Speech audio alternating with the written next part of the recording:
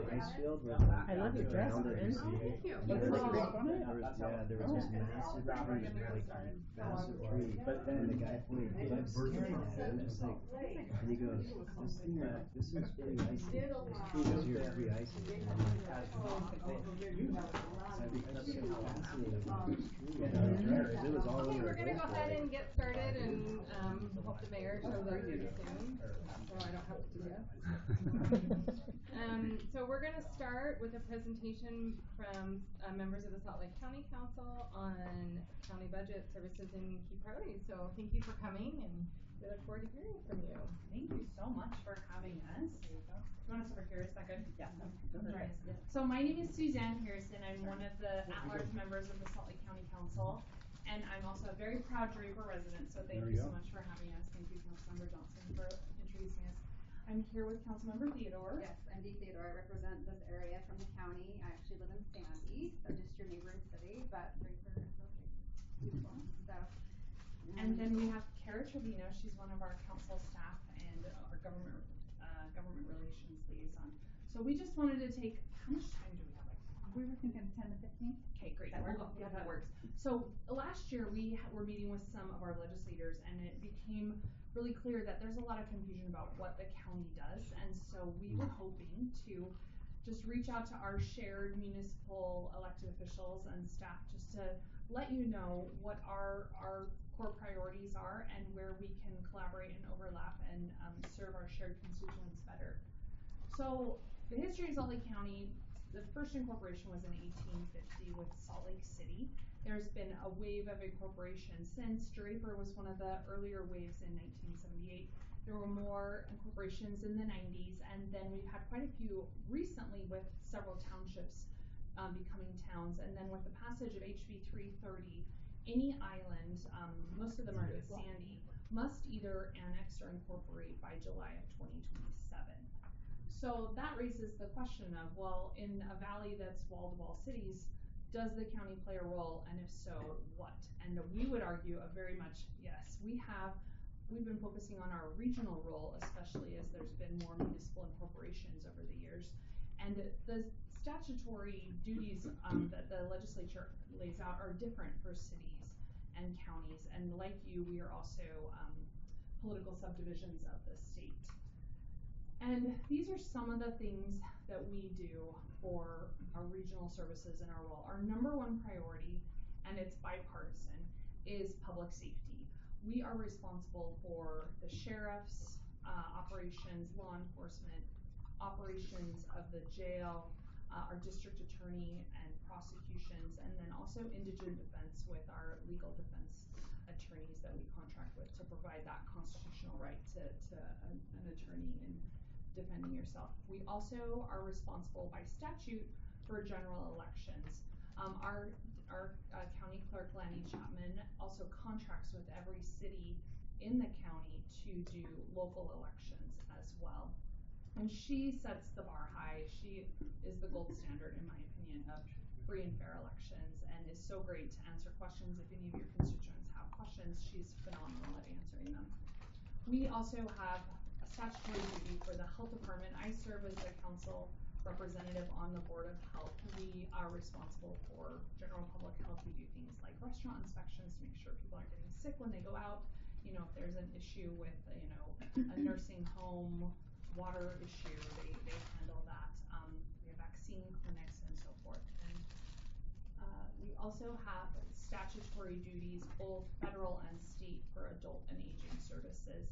There's a federal requirement that counties provide Meals on Wheels, aging nutrition, and this is a huge problem in our country, but we actually have the highest per capita, according to the CDC, rate of deaths by food insecurity for seniors in our county, and it's not something we want to be number one on, but our Meals on Wheels is so important. We provide over 2,000 meals a day in our senior centers and also delivering to folks that are at risk of hunger in our county. Suzanne, can I ask, why is that so high?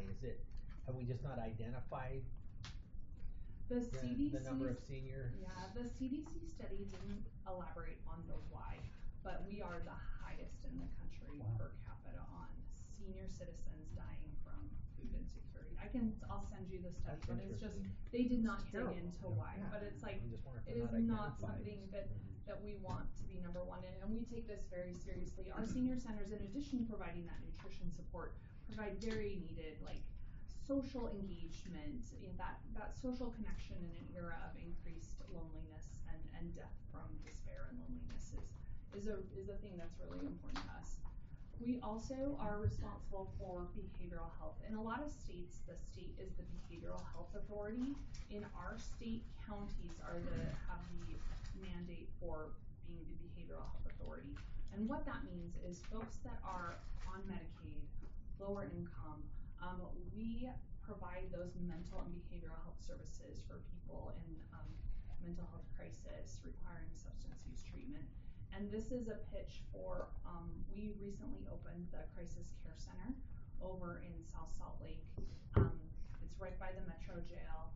It is an incredible resource for anyone in the county experiencing a mental health crisis. Please help us get the word out about it. And a pitch to our law enforcement friends, the turnaround time for folks in law enforcement dropping off someone who's in crisis at our Crisis Care Center is 4 minutes, and it gets you back to your community doing the work that you actually need to be doing.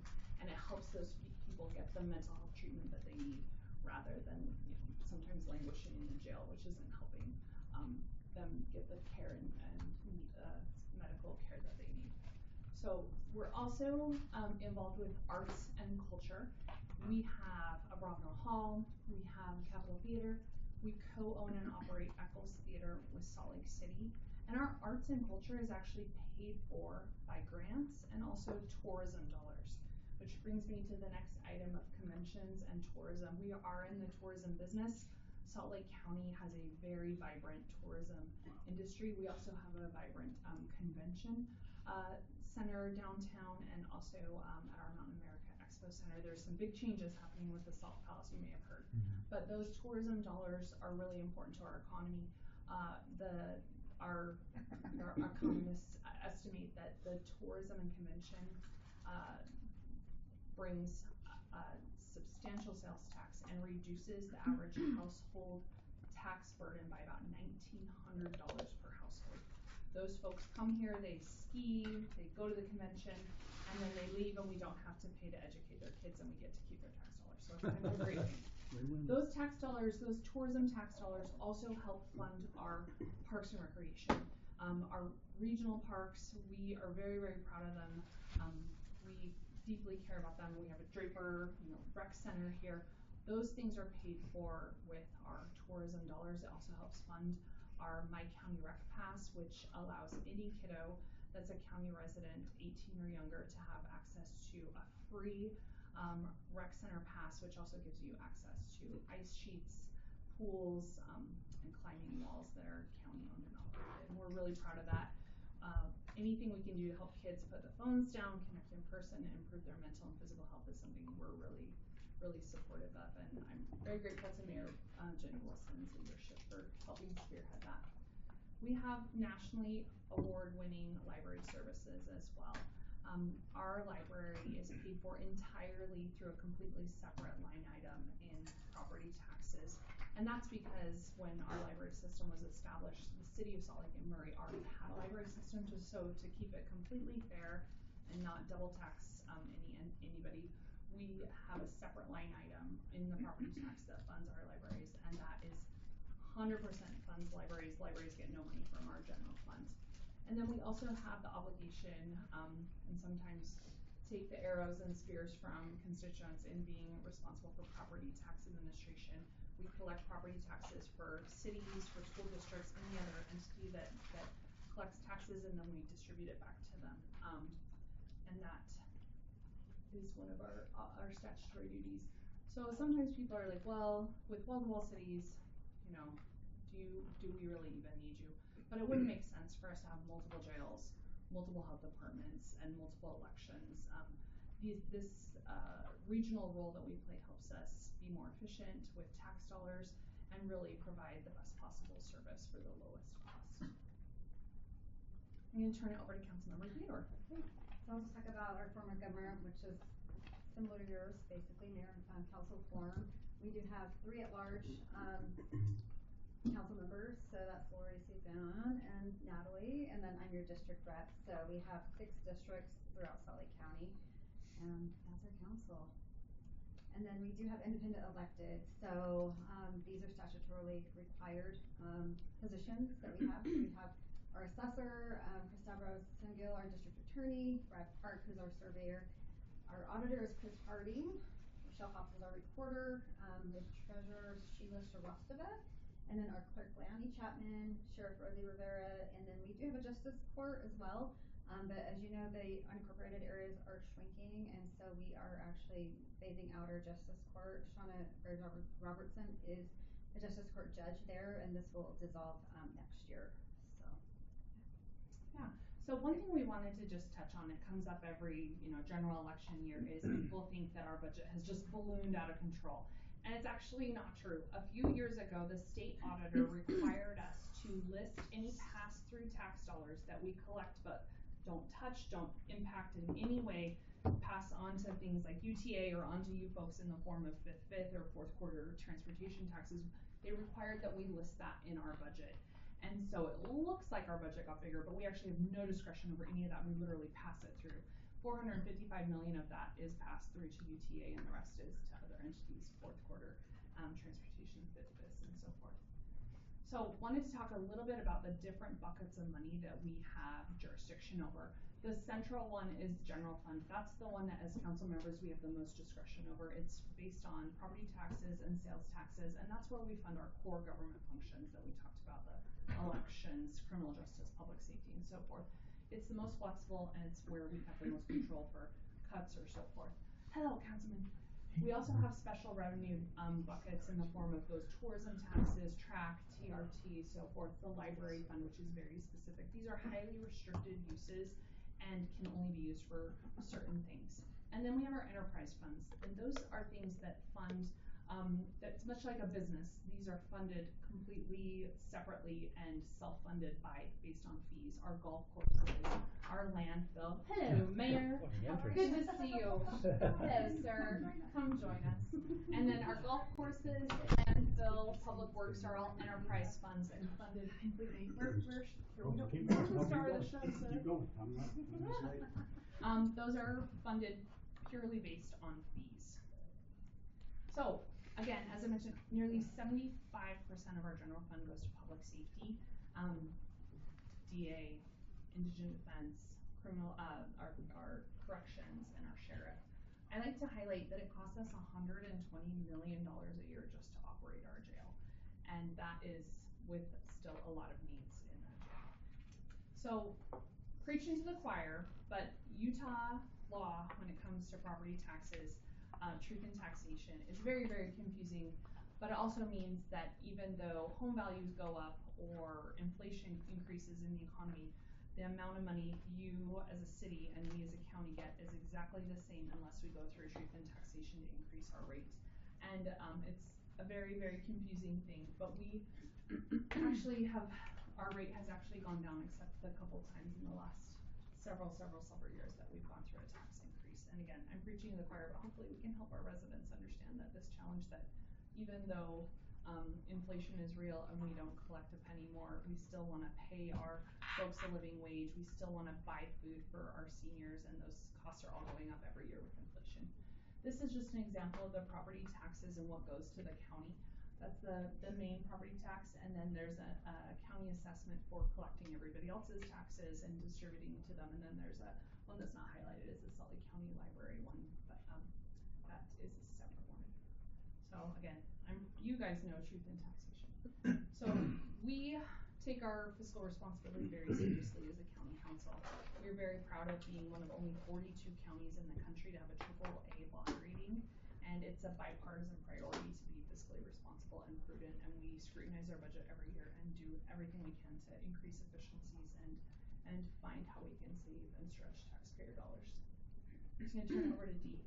Okay, so I'm sure you've heard of our jail. Hopefully you haven't been there, but we haven't had an expansion on our jail or added new beds since 2001, so it's been a long time coming. And so we did open some beds at Oxbow Jail, which I don't know if you know, but we do have 2 jails. There's one Oxbow that's down the street from the main jail, and that one holds a much lesser population, like 350-ish, and then the main ABC, adult detention center, is about 2,000, and that's always fluctuating in numbers, but it is always near capacity. And so yeah, so we are also, the jail has become kind of the mental health landing spot for people that we're bringing in, and so we're seeing more enforcement in Salt Lake, and so people are coming in more, they're enforcing a lot, and a lot of these people are homeless, have mental health issues, and so it's definitely taken up space in our jail. And then so we are at capacity. We also have a cool feature, which is a jail dashboard, which you guys can access anytime. It kind of gives you information on the capacity of our jail and the demographics of who's in there, and so it's quite interesting if you're ever bored and want to know. But we are planning to add more beds and expand our current jail. And like I said, the Salt Lake City, that's where a lot of our people do come from for jail. And so, but right now we did try and pass a jail bond 2 years ago, and it barely failed. But there was some interest in doing it. We thought it was going to pass, and so in the meantime, we've been recalculating and seeing where we need to land to get to where we need to be, because we know we have to expand the jail, and so it's been too long, and we're kicking the can. Things are getting more expensive, so we are looking right now to see if we can bypass that system and maybe do a lease revenue bond, which we're discovering could be the same cost.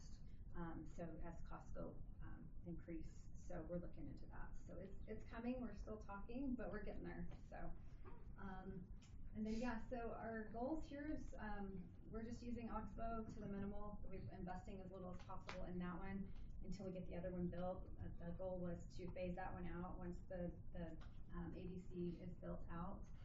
We want to add new beds, and this is all about public safety and making sure that people are being held accountable when they commit crimes in the community. And so that's what this is for. We also want to address a very important component of this, and this is the mental health. And this is something that we are working on right now at Salt Lake County, and we're very invested in this because we realize a lot of these people that do come through our system do have mental health issues, and jail is not the best solution for them. And so this is something that we are currently working on, and I think it will be good once we've got it all figured out. But yeah, so that's pretty much it. And we are doing, we have what is it called as they leave the exit, the jail reentry program. And so people are always offered services when they're leaving.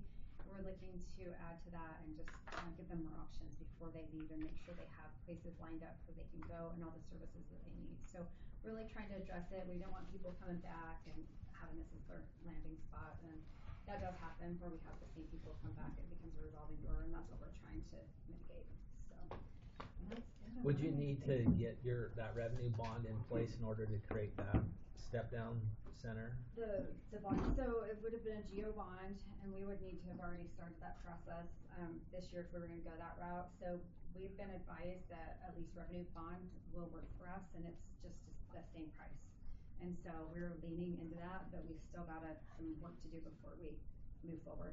But we put aside $100 million when we had the ARPA funding exclusively for this project. And so we've been hanging on to that, and so we're waiting, and I think we're going to be using that money to hire an architect to move forward. We just really have to move forward, and so it's just been too long, and the longer it goes, we just kick the can. We don't want to do that. So still a few years away though, isn't it? Probably, yeah, it will still be, but I mean, as soon as you execute this and get going, it's going. So that's the main thing. So if we wait to go back to the voters, it's going to take even longer. Yeah, it really will. So we're very grateful for your time and service, and we're hoping this is the beginning of more conversations, and please reach out to us if there's things that we could better understand or do better to serve you. So, and thank you for your or anytime you need help. Can you speak to the bill that was run last year in the legislature to split the county? Oh, sure. So, this has long been, kind of chatter amongst, political folks, but my personal opinion is, as someone that cares about saving and stretching taxpayer dollars, if you split the county and you build 2 jails, well, who's going to want the jail, I would be be very interested to know which city would sign up for that. And then, you know, two health departments, duplicating everything just costs taxpayers so much more. And Representative Tusher did work with the county to get several of the more concerning aspects of that original draft out. In the end, the county formal position was neutral. My personal position is it's just would dramatically increase everyone's taxes. And we are committed to being good partners and serving our shared constituents, and that's one of the reasons we're coming to all our cities to make sure that that back and forth is there so that we can serve your needs and that we're aware of what your needs are. So kind of could come back. Oh, Bad bills it's come been back. filed. Bad bills come Oh, back. really? Doesn't mean they're good numbers. No. But they always. But yeah, just the cost to all of our residents would be. What's the reason astronomical. really for driving that? Well, Or There's do been a that? couple articles. Yeah. Just, I mean, no, just I mean, when Political. I've reached out to folks in the various cities, they're like, this isn't coming from us, cause they understand, like, the cost to their taxpayers. I would just invite you to I'm ask surprised the the county took a representative. neutral position on it. Well, the end version was technically neutral. I think if you asked any of the council members, it would be an array of north, those. south. I think everyone It's 'cause we don't- realized the Truth be told, we don't like implication the for way this stuff taxpayers would have happens, been so very it's valid. harmful. It's It's the okay. bottom line. It's not like Okay. everyone else. Any other questions? Thank you for your time. Yeah, thank you. We appreciate you. Thank Appreciate you. it. Thank No you. problem. Thanks so much.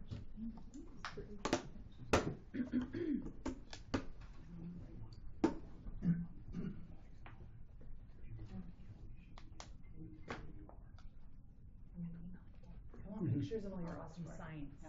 Okay. Thank you, everybody. Thank you. Thank Bye. Troy, we're gonna go back to the closed session. So we're ready for closed session now? Yep.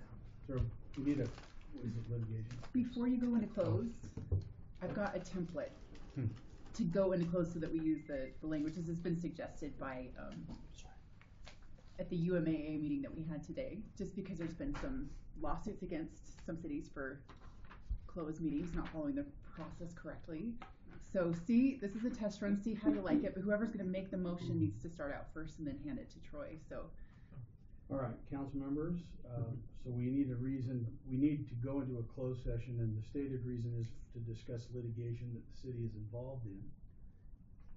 Evidently, is this a, this looks like it's a council member. That's, yeah.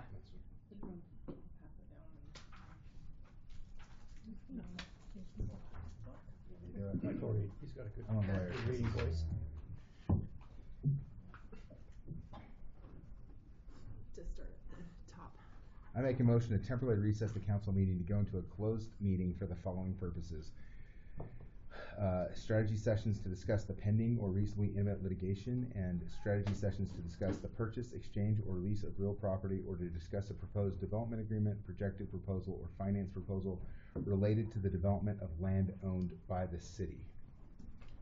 And you need a second, I'll second. and then hand it down A to Troy. motion by Mr. Green, second by Fred. All right. Mr. Green, how do you vote? Yes. Mr. Lowry? Yes. Ms. Dahl? Yes. Ms. Johnson? Yes. Ms. Lowry? Yes. That puts us in closed session unanimously, 5 votes to 0. I've never been a part.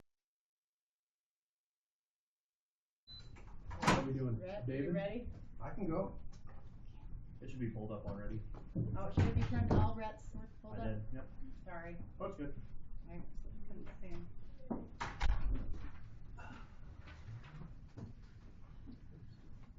Is that you?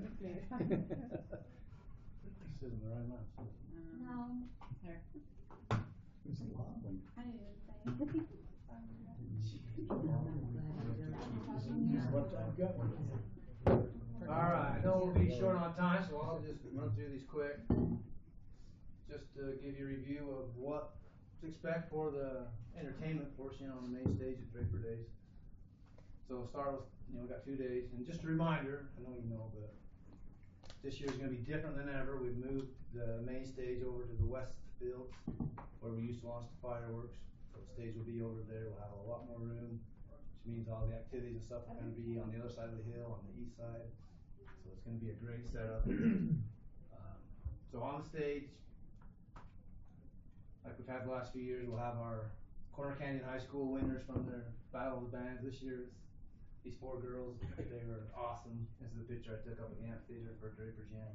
So they'll be performing very first, right after the mayor welcomes everybody, on Friday. Of July, right? Yes. I'm like, wait, that's What not happened right. to those dates are? We're not tracking here, Grant. We'll Won't be so hard for crowd on that day if they do it. I don't know July what- I'm 17th. sorry. That'll be July 17th.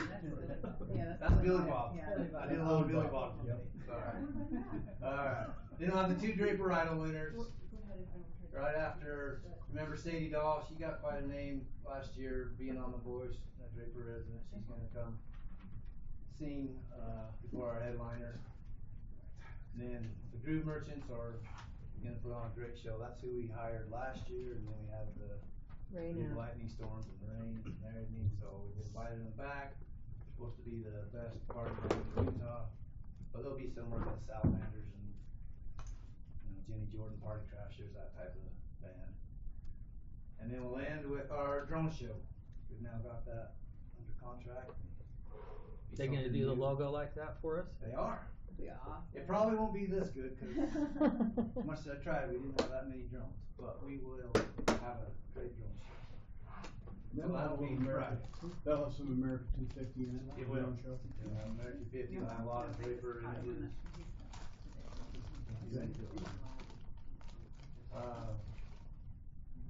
I threw this in, I don't know if you wanna see it, I can just skip over it.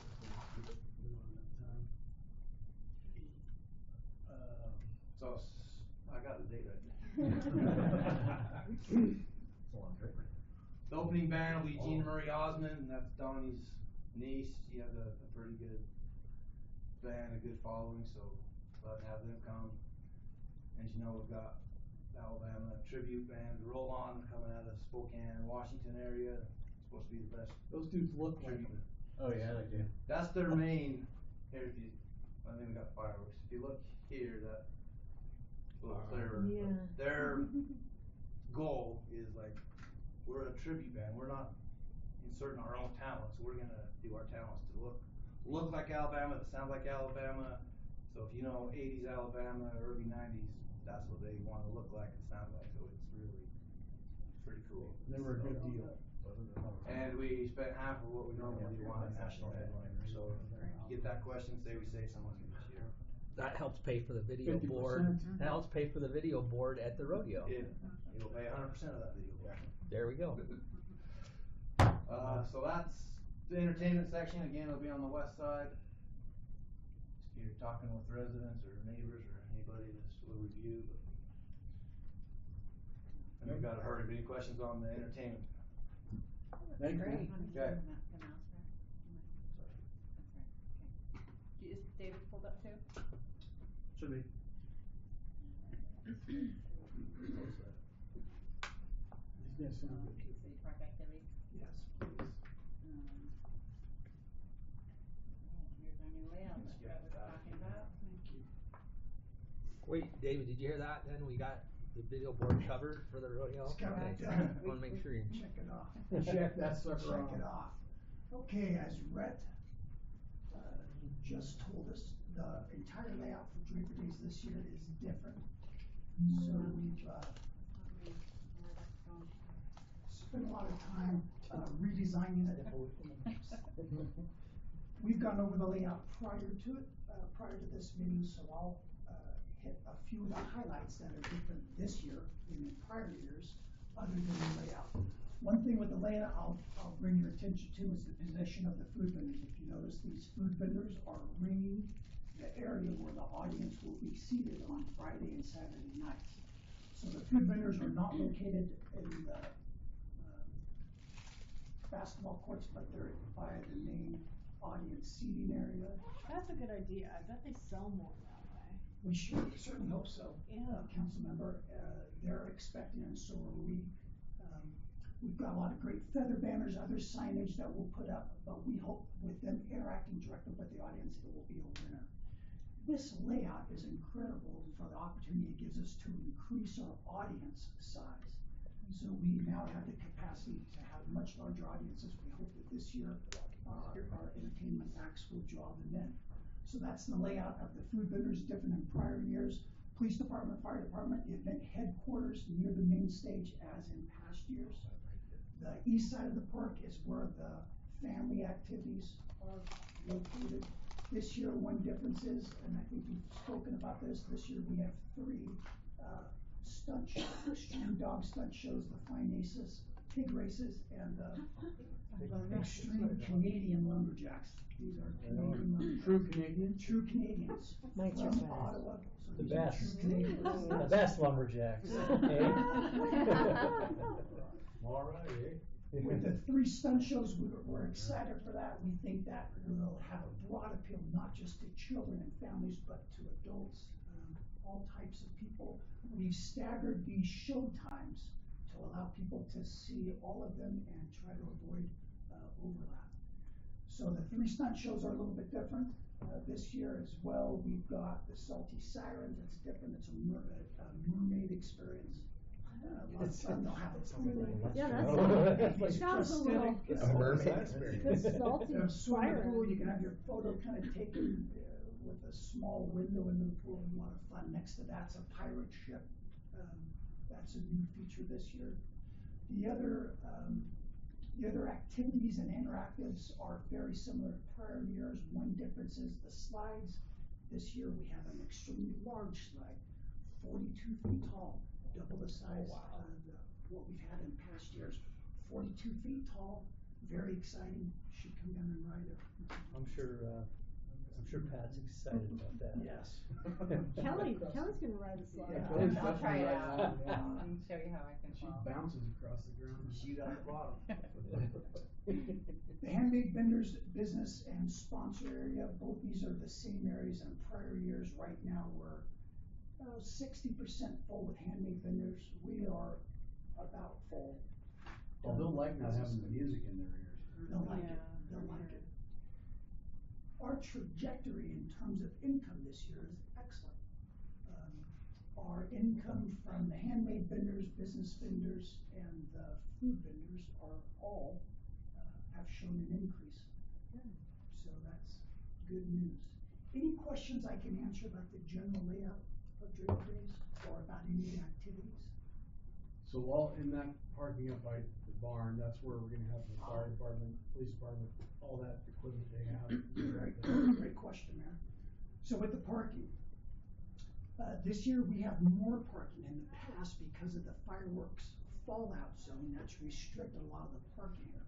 So this year, because of the layout, we have more parking than ever. The north parking lot will be reserved for ADA placard vehicles only.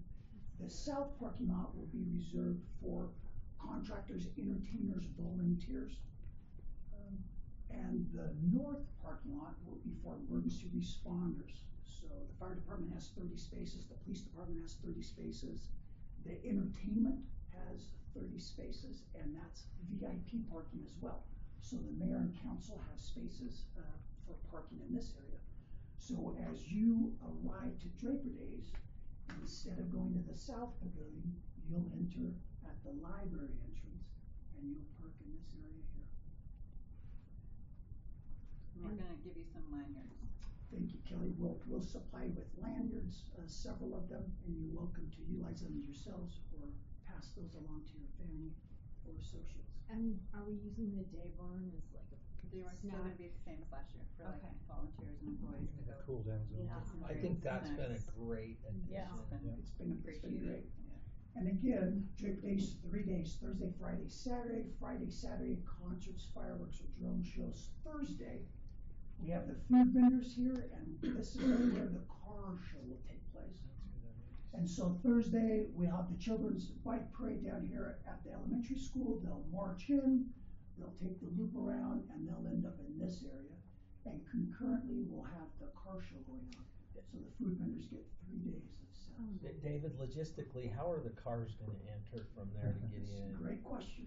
So, cars for the car show will enter at the South Pavilion, we have a cutout here, they'll also enter at this bridge near the Unity Playground, so we'll have 2 entrances, which is 100% better than what we had last year, and so we're hoping to alleviate some of the They can car enter show by the behavior, bridge? yes. Where do they cross over by the bridge? There's I call it a bridge, It's you a don't little- notice it, but it's a- across from the Unity It's pretty Playground, narrow. there's a walkway, a large walkway, and you can drive a vehicle over Goes it. right in the trees. Oh, It's okay. pretty narrow, but it's. So, Big enough for the cars. really quickly, the rodeo sales are excellent, because of the premium pricing and, us doing away with the child pricing, we've noticed a substantial increase in income. So we've earned $10,000 more, which is a good amount for us. So the rodeo's going great that way in terms of income. And they look pretty sold out if you go online. Yeah. We do have maybe 100 held out for sponsors we'll release later. Yeah, we'll probably, we have, not counting the spots we have reserved for contestants and volunteers, we probably have about 100 spots left, which, they're great, resources to entice sponsors, so we give them those tickets to get that. In terms of sponsorships, really quick, we are, broke 80,000, so we're at $80,000, that's pledged amounts. We've got about $50,000 actual cash in hand. $80,000 pledged amounts. Last year, we took in $88,000, so we're on track. We will meet or exceed what we took in last year. Did Zions Bank, have they responded yet? No. I'll follow And up. I'm gonna Swire it tomorrow, so We've we got got a few several. more that should come in. Did IFA come through for Cal Ranch? IFA has, Cal Okay. Ranch we're still working on. Big Weird. shout out to our business licensing official. Travis DeYoung is, the superstar of, sponsorships. So that man, He's been getting us a he's lot. been That's doing awesome. so he's been fantastic. We would give him a gift. Going back to the rodeo though, we are effectively sold out. Our income looks excellent. We're putting a lot of planning in for the America 250. Swag and decorations and so that. Flag Big down flag. arena. Yeah, we got a big Big flag we're flag. gonna walk in. Tell them about the video board though, seriously, we joke about it, but we really think this is gonna Mhm. add a lot. So, we are adding a video board to the Draper Days Rodeo, so both nights of the rodeo, we'll have a large LED, high resolution board there. That will be a live feedback, so they'll have cameramen there, we'll be able to show, replays of bucking broncos and clowns getting chased. It should add a lot of excitement, that's also an inducement to sponsors.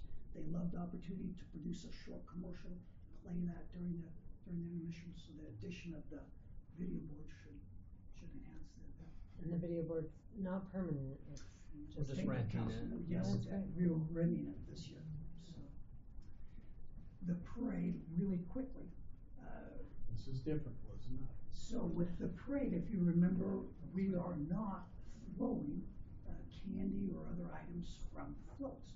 So candies and other items will need to be handed or gently tossed to people finding walkers along. We are, That's where walkers, and they're gonna have to just walk. We do have, he's making a float, this should be yeah, very so nice. we are busily, we are engaged in building the float, and we will begin decorating it soon. That's the float that you will ride on and or stand on during the parade. Really exciting, we're building a great big birthday cake on it. It's 9 feet tall. Happy birthday, America, should be really, And we have, and thank you, Kelly. We'll have Lady Liberty and Uncle Sam in full character with you on your float. So we'll put them in the front and they can wave, and you'll be surrounded by cheering residents. So we'll have Lady Liberty and Uncle Sam on your float. If we could get the guy that played the Easter Bunny a couple of years ago, that'd be great. We have a. Mr. Diamonds. Which councilman is popping out for? So the candy situation, cause I know that it is a fan favorite, at least all the years I've done it, it's like the fan favorite. Right. So, So- explain to me how we're gonna winter Yeah, that. to compensate, to mitigate that, Mayor, we will have walkers next to your float. They'll pull wagons and they will be handing out loads of candy on your behalf. walking right next to it. So we'll have Well, lots of that's- candy that is being much safer. distributed. Yeah. Much safer. Yeah. And, Look at it. So we can't throw candy or swag out. What about water? If there happens to be Super a soakers? Yeah. You know, like a Or those squirt gun? like those Yeah. popper things. We Those thought were about really the fun. poppers. I thought the poppers. yeah, were we've fun. got the poppers, we've got those, and I believe water, water is allowed. Some people on the route could get pretty warm. It might be a necessity. That's what I'm thinking. Does that Yeah. make us I mean, more as much as I'd rather popular or throw less? candy, we have had Depends some on- really close calls. Last year, we had a very close one. Yes. It's probably, we've dodged a lot of bullets. It's a smart thing to do. Is it better if we just walk? I'm riding the Pledge of Liberty. But I'm not opposed to walking. Yeah. It's not that far. I mean, Yeah. We'll, fast. we'll include Goes Lady really Liberty and Uncle Sam in many of these other events. They'll be present in the plaza at the rodeo. So at the rodeo, we'll have an 8x8 step and repeat banner of the There's a U.S. lot of other Constitution. things you can So you can stand in front of the Constitution, have your picture taken with Uncle Sam and Lady Liberty, show the America 250 flags. America. Should be lots of, 250, yeah. lots of fun. America. Any other questions I can answer? We'll spray them with water and flip them off. Thank you. Okay, When thank can we you. see the float? The University of Utah go When can Utes. you see the float? Hey, David. I'll give the Draper. You guys, the- David's been killing this on everything. Yeah. So, and Kelly. They've been- All right, Scott, that leaves you not very much time. Well, we're just bumping those. We're gonna bump those then. It's time for a break. Let's come back, sorry. Council manager real quick? Oh, Um, yeah. do we need to go to the restroom? It's like 5 minutes. Oh yeah, I gotta go for sure. Yeah, let's Let's, we'll do it on the Oh, side. let's convene in the chambers at 7.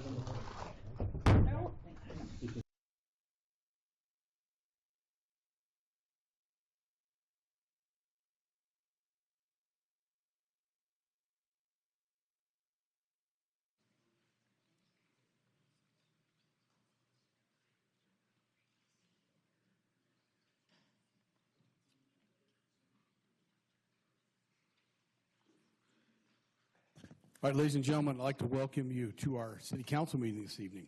It's been a long time since we've had this many people in our chamber, so welcome to all of you. Before I get started, I would like to welcome back to our council, Councilmember Michael Green, who's been on a long military deployment, but he's now home, so we're glad to have him back. So welcome back, Mike. It's good to be home. So, Brad, thank you.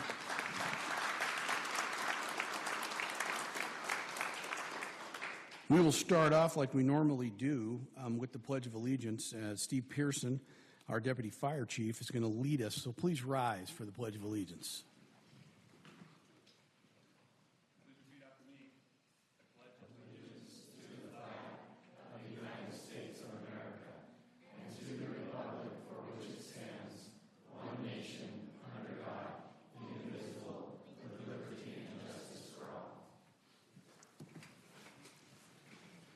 Thank you, Deputy Chief. All right, that takes us to item number 3, and it's a special recognition that we have for one of our great volunteers, employee who runs an important department. Catherine, go ahead. You're the one who would like to take over on this one. Go ahead. Thanks so much, Mayor. I just want to take a moment to thank Tina Mercer and tell you a little bit about her. Or as I know her, Gator, for all she does to contribute positively to our community. So Tina was hired more than 9 years ago as a Parks and Rec employee. And this spring, my 2 girls, who are 10 and 12 years old, decided they wanted to try something new, so they registered for Draper Rec softball. They were really excited, but they really didn't know what they were doing, and so they were a little nervous. But we learned quickly that there was one person on the field who would always be cheering for them. From the first game to the last, Gator, the umpire, was there teaching the girls how to hit, pitch, and catch. Not only does she teach the skills, she's also a great supporter, and every player benefits from her encouragement and support. When I started asking around other parents, who is this? Everyone knew and loved Gator and had something positive to say about the effect that she had. I heard stories from softball parents, from junior jazz parents, and even from adults that she has refereed or umpired for about her kindness, enthusiasm, and teaching ability. We're so grateful, Gator, that you choose to spend your time lifting our girls, and we are so pleased to recognize you this evening. So I have a certificate and some Draper swag that we'd like to give you. So if you'll come on up, and I'd love to have, there are some girls, some players here, have the players stand up also.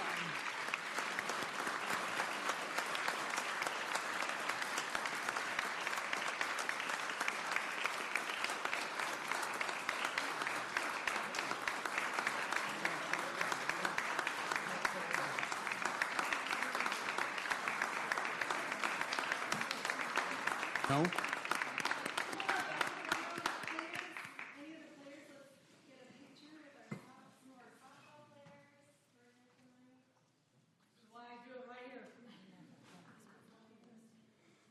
Natasha, I know. What do you want me to do about it?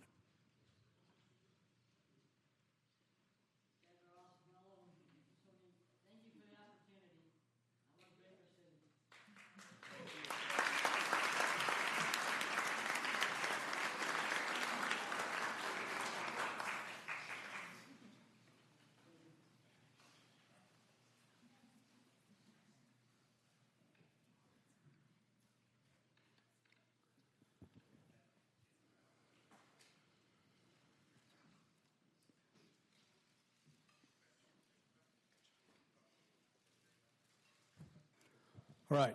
Our next item on our agenda is item number 4, and I'm going to turn the time over to our fire chief, Mr. Clint Smith. Come on up, Chief.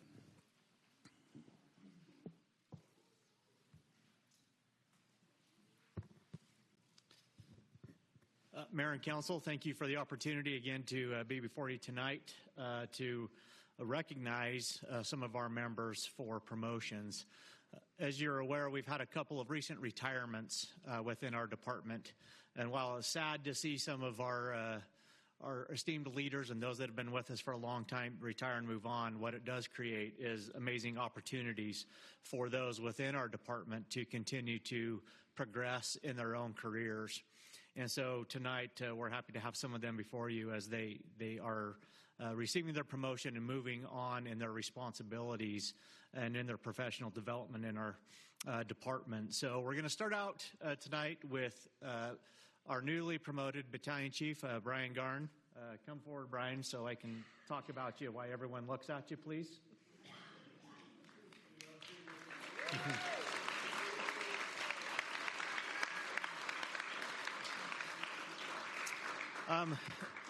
Brian has been with us since day one of the development and creation of our department. So he's an OG, and he's been extremely dedicated to our department. To watch him progress throughout his career and part of our department is one of the most rewarding parts of the position I hold.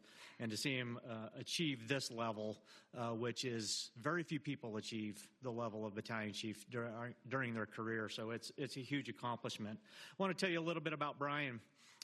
He began as a volunteer, just as I did, but he began in 2022 up in Fielding, Utah, which is where he currently lives. And he did that following in the footsteps of his late father. His dedication to serving others has spanned more than 23 years and continues today, as he currently actually serves as the fire chief for Fielding up in northern Utah. In 2005, Brian began his EMS career with Southwest Ambulance, later joining South Salt Lake, wish I could speak tonight, South Salt Lake Fire Department in 2009, where he advanced to the rank of engineer. In 2017, he joined our department as one of its founding members and has served as engineer there before being promoted to captain for us in 2018, where he served until this time. Brian and his wife, Leslie, have been married for 9 years. She's a saint for putting up with him. And they're the proud parents of 7 active children. They reside in Tremonton, where Brian pursues his second passion of operating the family farm. In between kids, many sporting events, Brian and his family enjoy boating, traveling, and creating lasting memories together. And again, it's my honor to promote him to battalion chief tonight. So if you'd like to have the significant other come up. Actually, let's do the oath first, and then we'll have the significant other come up.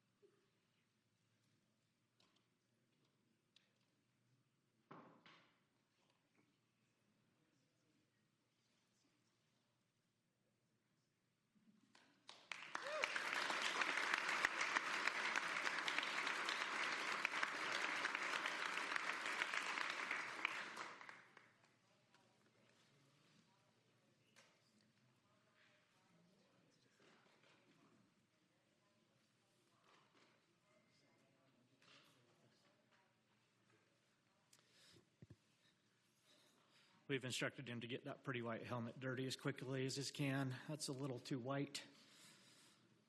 All right. Okay, next. We are promoting 2 captains tonight. The first one being Captain Jake Martin. Jake, where are you? There he is. Come on up, sir. Make you stand here while we talk about you, too. So a little bit about Jake. Jake was raised in Southern California, but eventually traded those beaches for mountains when he moved to Utah and attended the University of Utah. The move to Utah turned out to be a good decision, as Utah became home in more ways than one. In July, Jake and his wife, Sarah Jane, will celebrate 28 years of marriage. And if you know Jake at all, you'll know that's a testament to the patience, commitment, and remarkable tolerance of his wife, Sarah Jane. Together, they've raised 2 wonderful daughters who continue to make them proud. For more than 15 years, Jake has served in the fire service, building a career centered on service, teamwork, leadership, and a willingness to answer the call at any hour of the day or night. Throughout his career, he's been fortunate to learn from outstanding mentors, work alongside other dedicated firefighters who've helped shape the leader that he is today. When he's not serving in the community, he enjoys water skiing and taking long walks on the beach. That's the way it's written right here. So Sunsets. Yeah, sunsets, yes. While water skiing satisfies his need for speed, the walks are generally a little easier and better for his body. He looks forward to continuing to serve our community, and we're excited for the leadership that he brings to us. Congratulations.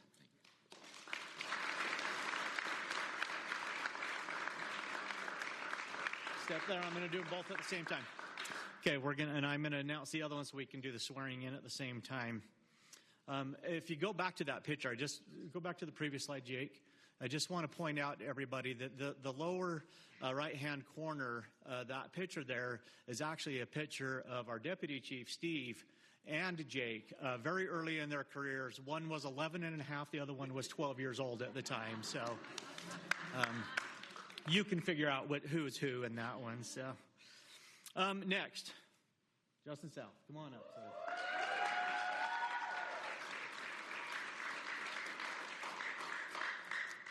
So, Captain Justin South.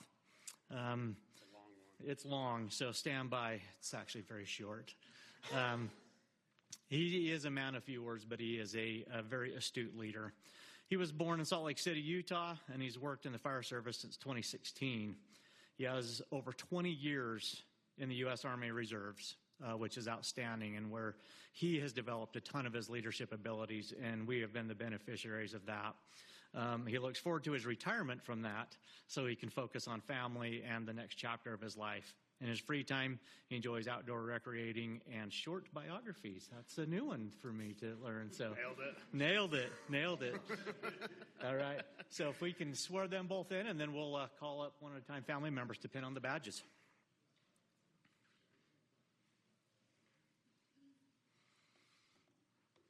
This is the hard part, you two, so don't screw it up. Please raise your right hand and repeat after me. I state your name. Do solemnly swear. That I will support, obey, and defend. The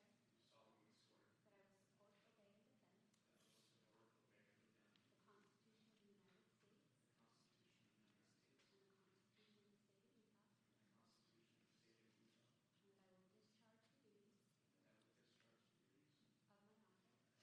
Of my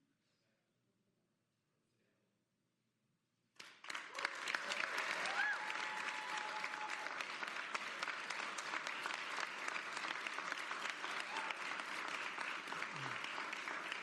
As captain. With fidelity. We'll start with Captain Martin, if his significant other would like to come up.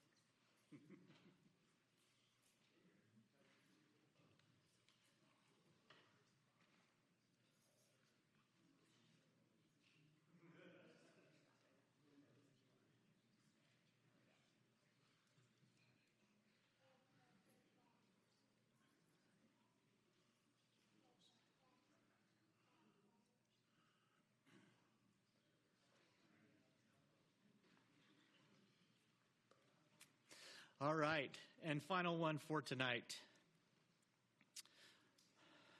If I can get my phone to work here.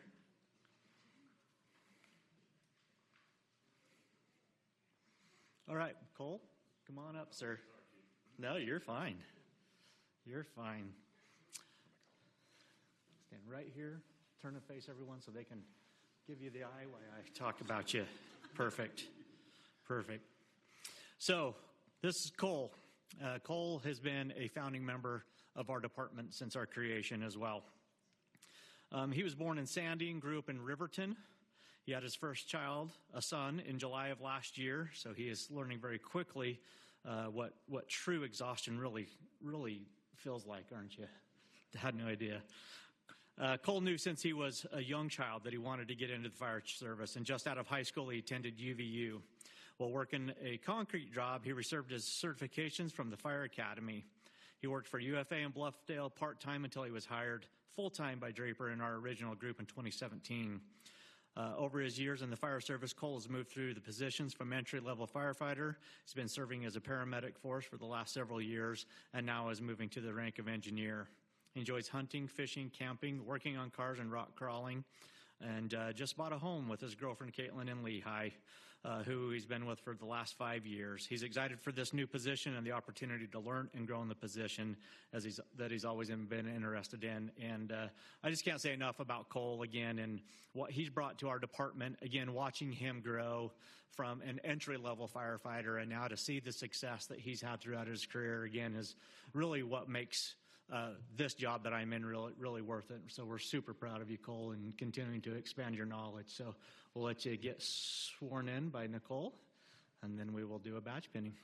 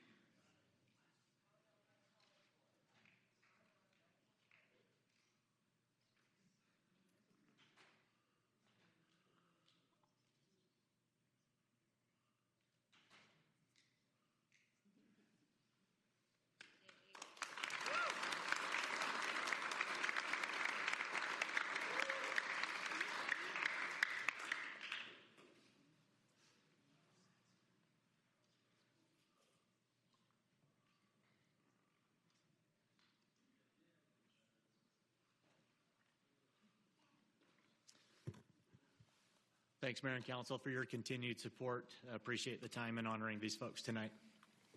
Thank you, Chief. Thank you, firefighter families, for your folks that serve us so well. We have an excellent fire department, and we are well served. They do great work. So thank you again. Thank you all for coming to support them. All right, the next item on our agenda, and I'll wait for the crowd to move.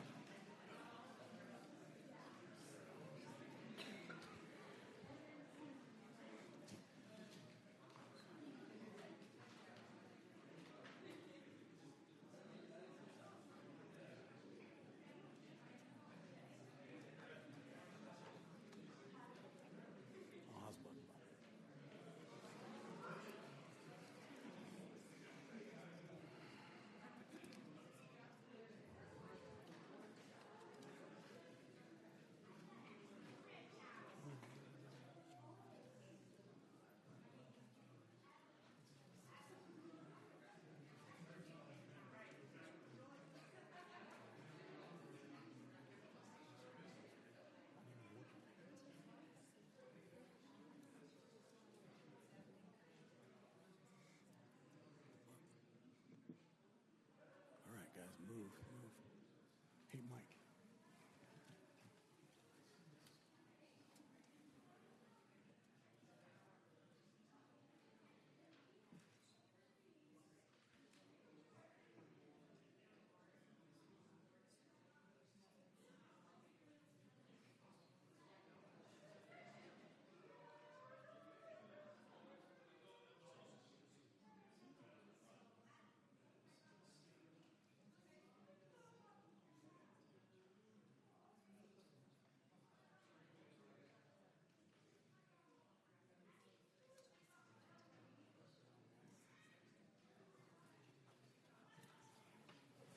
All right.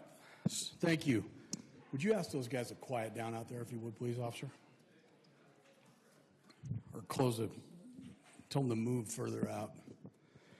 All right. The next item on our agenda is an opportunity for general public comment. We have a number of public hearings on our agenda, 6A, 6B, 6C. Looks like 6D is continued. Okay. And so we have those public hearing items. If you're here to make a comment on one of the public hearing items, specifically one of the ordinances, I ask that you wait until we call that ordinance to make your comment. But if you want to make a general public comment, let me read you our meeting rules if I could. Comments are intended to be 3 minutes, and I strictly enforce the 3-minute timeline. If you haven't been here, the clock is to my right. Everyone gets 3 minutes. You certainly don't need to use them, but you can. But at the end of 3 minutes, your time will be up.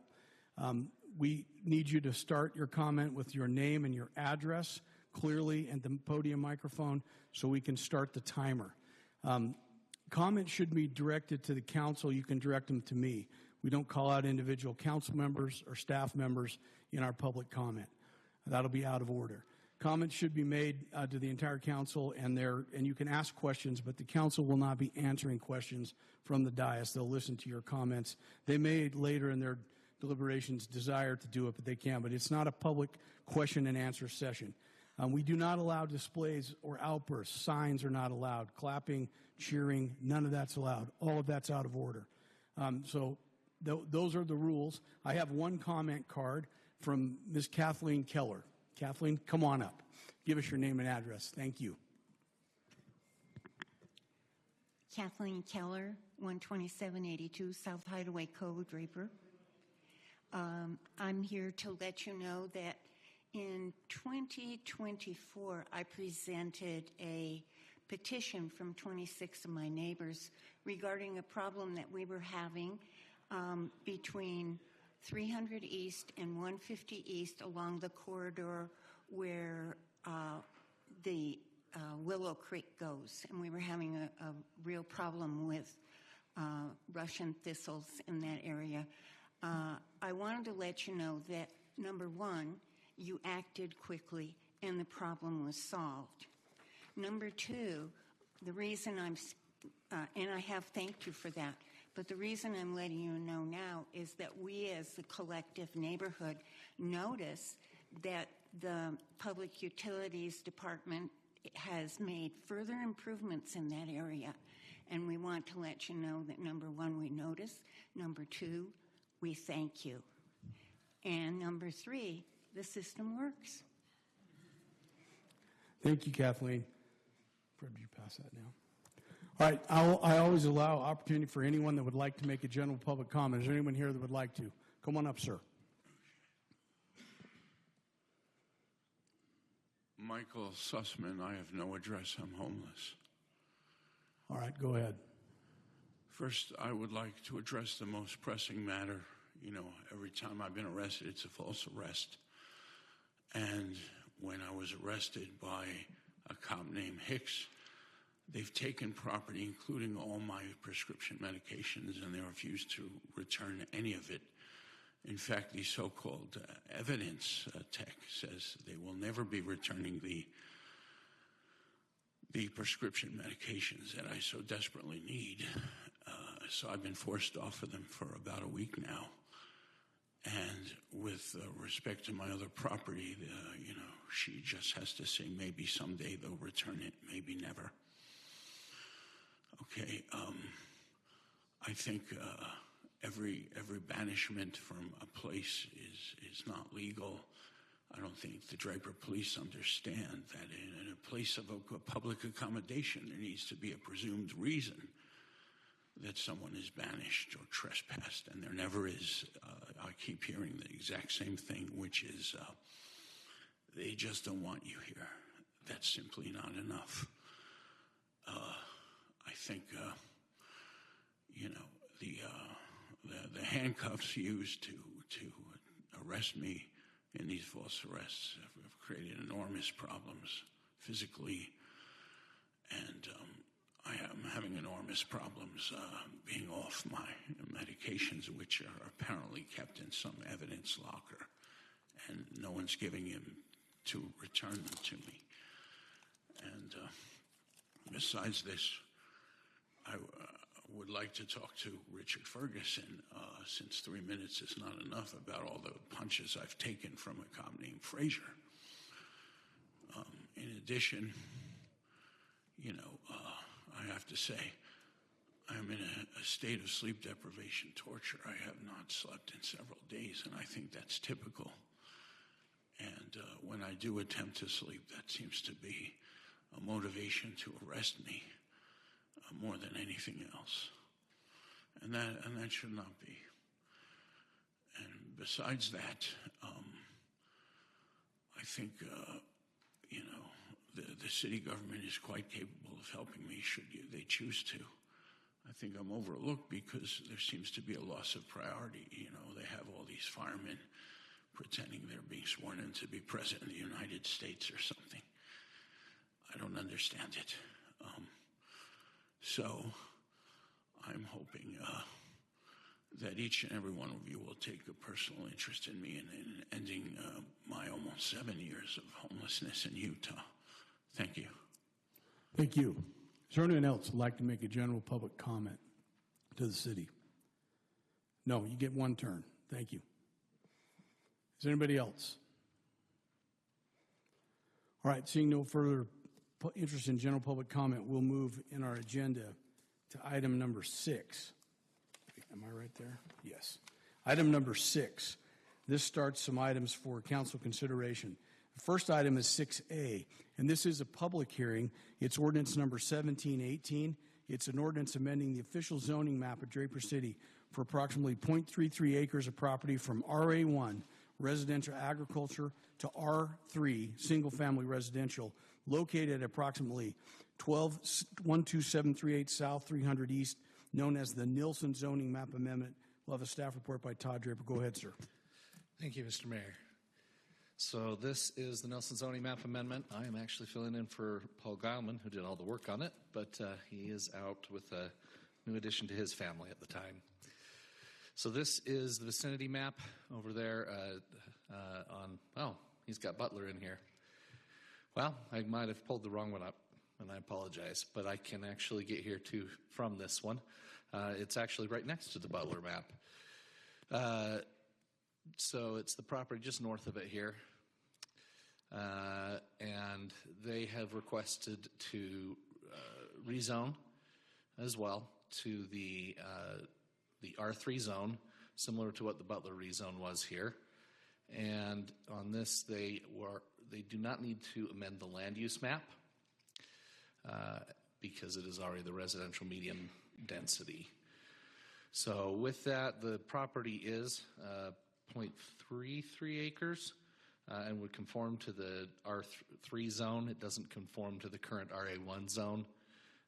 And with that, what they're essentially intending to do is to bring it into compliance. It would have the effect of changing one of the setbacks, the side setback from the 12 feet to the 10 feet, which would allow them a little of additional room to potentially build a garage on the one side in the future. And again, I apologize, this is apparently the wrong one here, but again, it's right next door to it, and I do know that the staff report was there in the packet. So if there's any other questions you have for me, I'd be happy to answer them, and we'll just kind of go back to this one. It's the property right here, just north of that. Yeah, Todd, I think the picture was right. So I think he just has the wrong maps on there. But the street view picture was of the correct house at the end. Oh, the very last one. Yeah. This is the correct one. That's the correct property. Yeah. Apologize. But yeah, are there any other questions you might have? Questions for Todd?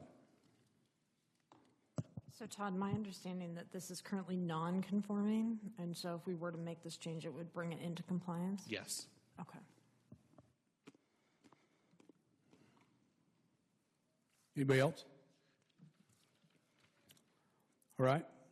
Is the applicant here? Do you want to address the council, sir? It's up to you. You don't have to. You can do it at the end if you want. All right. This is a public hearing. It's ordinance number 1718. Is there anyone from the public that would like to address the council on item 6A? All right. Seeing no public comment, we'll close the public comment period and bring it back to the council. Council members? Mr. Mayor? Go ahead. I move that we adopt ordinance 1718 approving. All right, motion by Mr. Green. Is there a second? I'll second. Second by Ms. Johnson.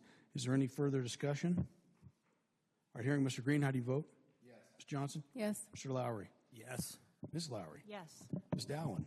Yes. Items approved unanimously, 5-0. Been a while since we've had a 5-0 vote. All right, item 6B is next. This is also a public hearing. It's ordinance number 1719 and 1720. It's ordinance of Draper City amending the master area plan and the text of the Land Use Development Code of Draper City Municipal Code, Section 914-110, Exhibit 914-1, regarding the Veranda West Master Area Plan located at approximately 13708 South, 600 West. And we'll have a staff report by Todd Taylor. Go ahead, Todd. Thank you. The subject property is located here. You can see it on the map, west of 600 West and north of Bangor Highway. This is an aerial of the subject property. You can see that on the northern portion of the site, the Austin townhomes have already been constructed, but the southern portion of the site is currently vacant. The site is designated Transit Station District and also zoned Transit Station District.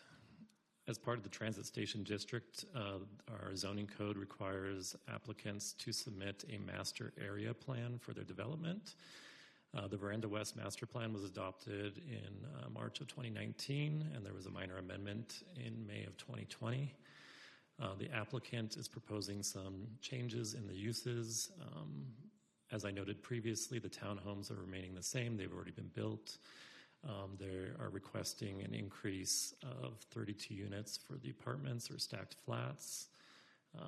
There will be an increase of 1.16 acres for retail and restaurant. The office land use has been removed from the master area plan, and a surf park that's 8.8 acres in size has been added. And then finally, some open space has been reduced by 4.4 acres, but they are still in compliance with the minimum required in the transit station district. This is an exhibit that's in the zoning code showing the intensity zones. They're remaining in the same intensity zones, but just breaking it up slightly differently. This is their concept plan. You can see here on the left the existing Austin townhomes. There would be retail sort of in the center. To the south of that would be the surf park, and then at the very southern end of the site would be the stacked flats. This is an exhibit showing the circulation, and you can see with the purple sort of dotted lines the extensive pedestrian and bicycle circulation through the site. These are showing the open spaces throughout the site. They've also submitted some conceptual elevations of what the stacked flats and amenity space would look like, the retail concepts, and then concepts, renderings of the surf park. The Planning Commission heard this item on May 14th. They approved the conditional use permit subject to the City Council approving the Master Area Plan and Zoning Text Amendment, and they forwarded a positive recommendation on the Master Area Plan and Zoning Text Amendment with a vote of 4-1. The dissenting vote was a planning commissioner that had concerns about approving this surf park during sort of these conditions that we're in the state at this time. That concludes my presentation. I'm available for any questions, but I'd also like to note that the applicant does have a presentation and they will discuss the water usage at the surf park. I have a couple questions. You talked about the ask for the reducing of the open space. What is the requirement in this area? The minimum is 15%. Okay.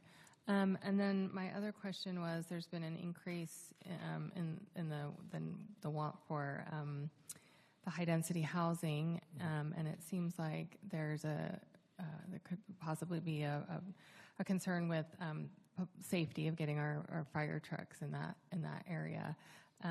The previous plan, was there an issue when there were only 4 apartment buildings? Was there an issue with fire safety? I wasn't here at the time when that was approved, so I'm not sure. I do know that I talked to our fire marshal that reviews the plans, and he felt that during the site plan approval that we would be able to work out any fire safety concerns with the circulation on the site. Okay, thank you.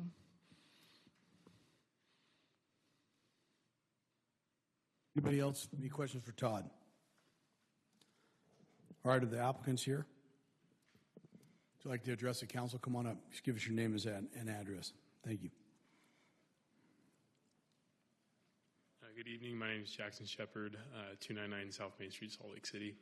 I represent the ownership group. It's a conglomerate of a bunch of different local development groups. Wasatch residential group, we have Adam Langford, the Wasatch group, Dole Hanson, Kip Shepard, and we have our architects here tonight, A.E. Urbia. We appreciate you guys' time tonight reviewing this. Yeah. Do I click next on the slide? Oh, okay. Excuse us. Here's a better, more realistic rendering of the site. That's we'll get into the site plan in a minute, but this is the main surf club building. This is a members lounge, and then this is where the retail village is right there for you guys to orient yourselves. Again, here's the conceptual site plan. In regards to the open space, I don't believe we're including the pool in the open space, but that'd be another almost approximately 4 acres, of recreational space. Here's some more renderings of the retail village. This is above the pool, looking back towards the retail village. The Austin townhomes would be right there where my cursor is. We're anticipating some restaurants, some retail stores, mainly clothing. This is a view right here, looking from the Austin townhomes into the retail village over the parking lot. And then this is again the pool. I wish I could get rid of that. There you go. This is again the pool. The waves are much cooler and much better than was in the rendering.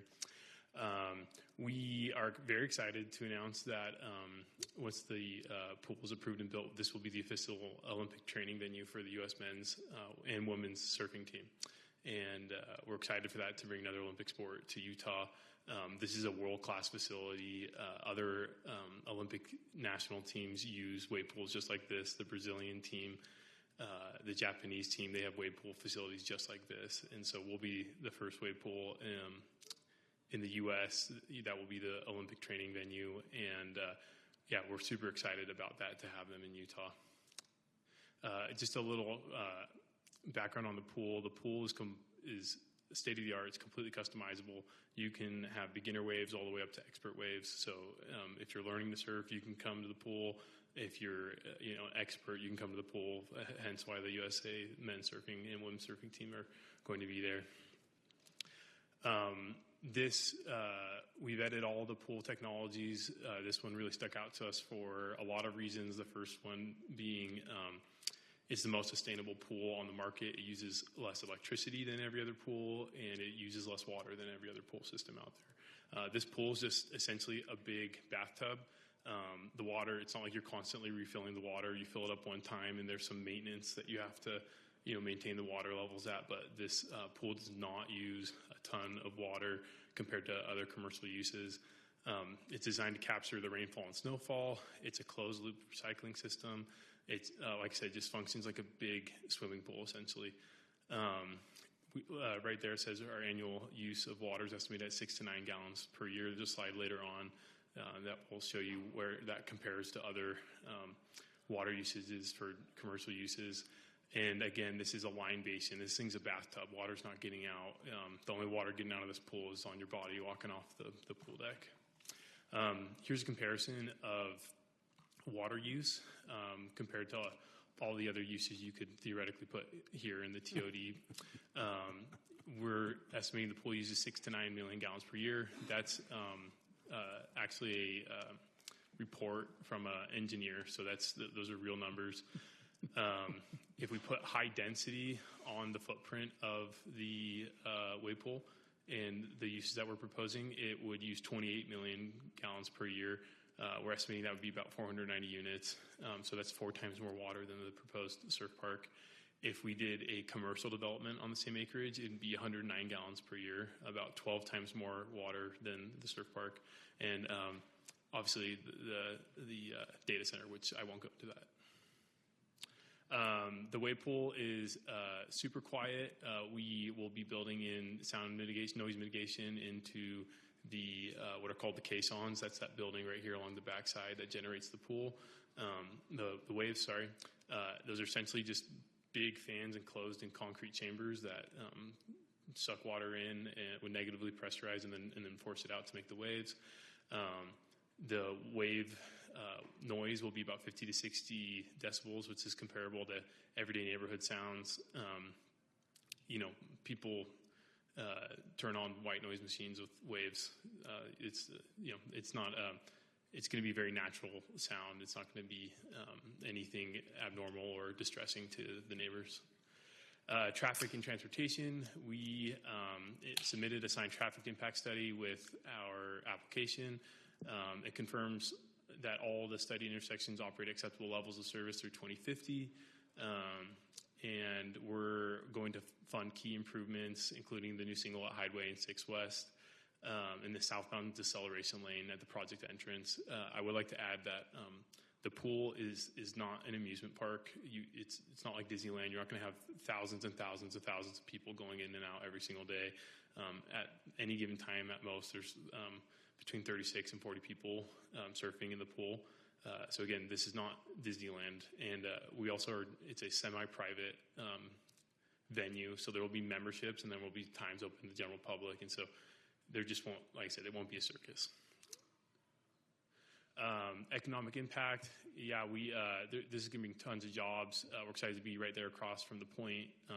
It's going to be 150 to 200 million during the construction phase.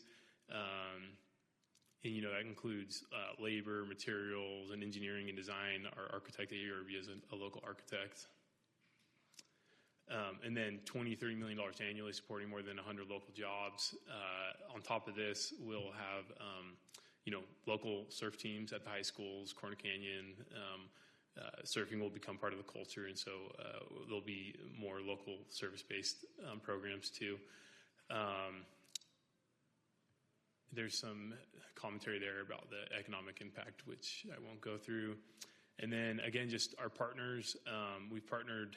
We're a bunch of local developers, and we've partnered with a few developers and operators to make sure that we're doing this the right way. There's a few individuals on here, Bergman Construction, who's building 3 wave pools in the world right now, one in Mexico and in other places.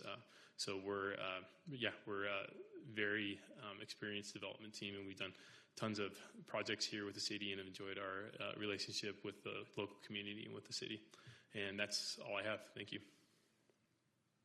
Questions? I do have some questions. My primary concern is the safety issues that were raised by the fire department. So can you touch on how you guys might mitigate some of those? Yeah, I'll actually ask Connor Shepard to come up. But on the site plan, if I can go back, there's 2 entrances to the apartments back here. This one right here, and then this one right here. And we're developers. We worked with the fire departments before, Hammerheads, all of the all those things. But this road in specific is and should be wide enough for that. And this road again is wide enough for the two ingresses and egresses. They're both 2 ways. So, do you have anything to add to that? Oh, there's Mason. Yeah. Mason Chavez. I'm one of the architects working on the project. I spoke pretty extensively with Don Buckley at the fire department, the city fire marshal. His main concern was with the residential units at the most southern portion of the property. But he was pretty confident through the redesign of the site. I believe that previous iteration that you mentioned pretty much only had 1 point of access. It was really difficult to be able to get fire trucks back into the site.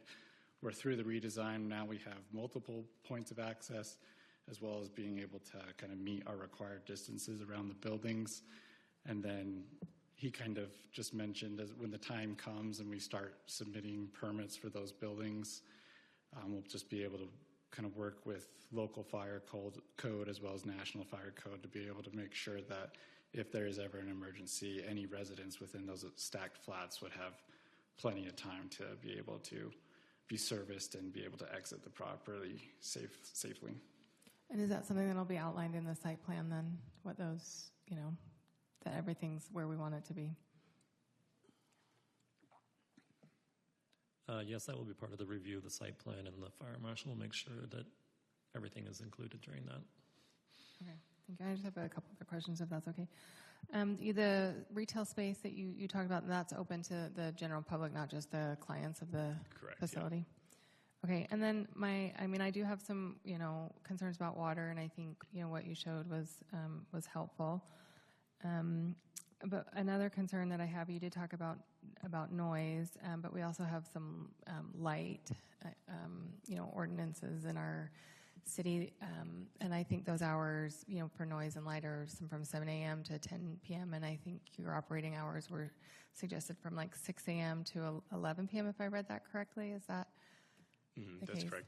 Yeah, and that's mainly just due to people lingering on the site after we shut down the waves and stuff like that. We plan to adhere to the quiet hours of the city code and stuff like that, but getting people, like I said, off the site and stuff, including employees, just closing down the buildings and things like that, takes a little longer.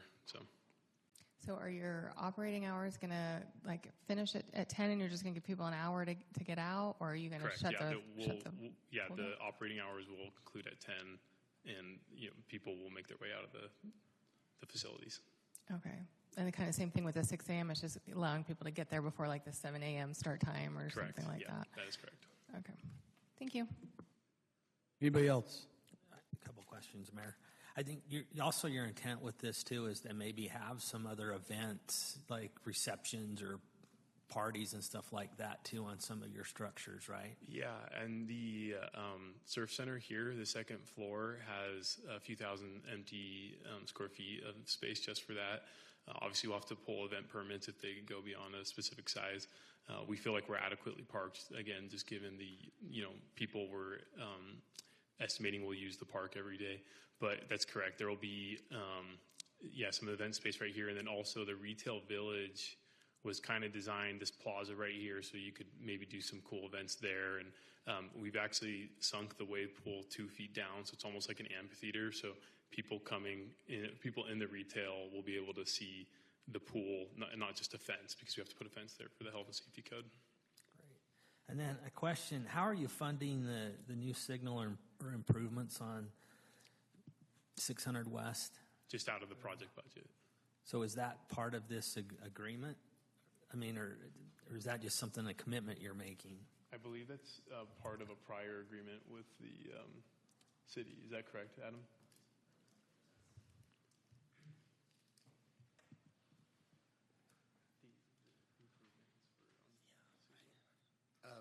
Adam Langford, Wasatch Residential Group, 620 South State Street. Any improvements to 600 West? Is that what you're referring to? Yeah, anything that would need to be done, like curb, gutter, sidewalk, turn lanes, and things like that, would be done with the development of the project. The signal that we're anticipating, that's really just going to come in when the traffic counts are high enough. But yeah, any improvements like fire, turn lanes, things like that would be done with the development. It'd be our cost as part of the development. Does that need to be in a development agreement then? Yeah. I believe that'll be part of the traffic study that'll be submitted, or the final traffic study that'll be submitted with the site plan. That'll indicate what mitigation is needed for the project and what triggers, when those triggers will occur. But wouldn't we want to put that in a development zoning or not?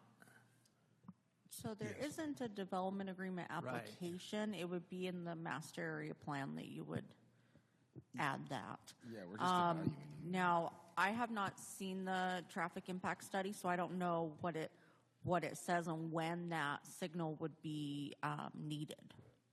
So maybe something that's needed when they open, and maybe something that's expected to be needed later. Because all we're doing is changing the land use text amendment for that area right now, correct? Yeah, we're amending the master plan and text land use. Never mind. So we only need to evaluate that and that one component in front of us. So all the site questions are really irrelevant, and all these other things. We just need to decide whether or not this is a compatible use, and we want to extend the text amendment. So I think we should get to the public hearing and move along. Well, I'll state, I don't think it's totally irrelevant. It helps us understand exactly the use and the purpose of this. So thanks. Anybody else have any questions? I was just going to, if I could clarify with Jen, will there be a need for any subdivision application on the site? I'm not sure that's up to them, where it's all commercial. All of the different uses could be on the same property. They may want to subdivide it for different ownership. So the apartments could be on one piece of property and the surf park on another, but that would be up to them.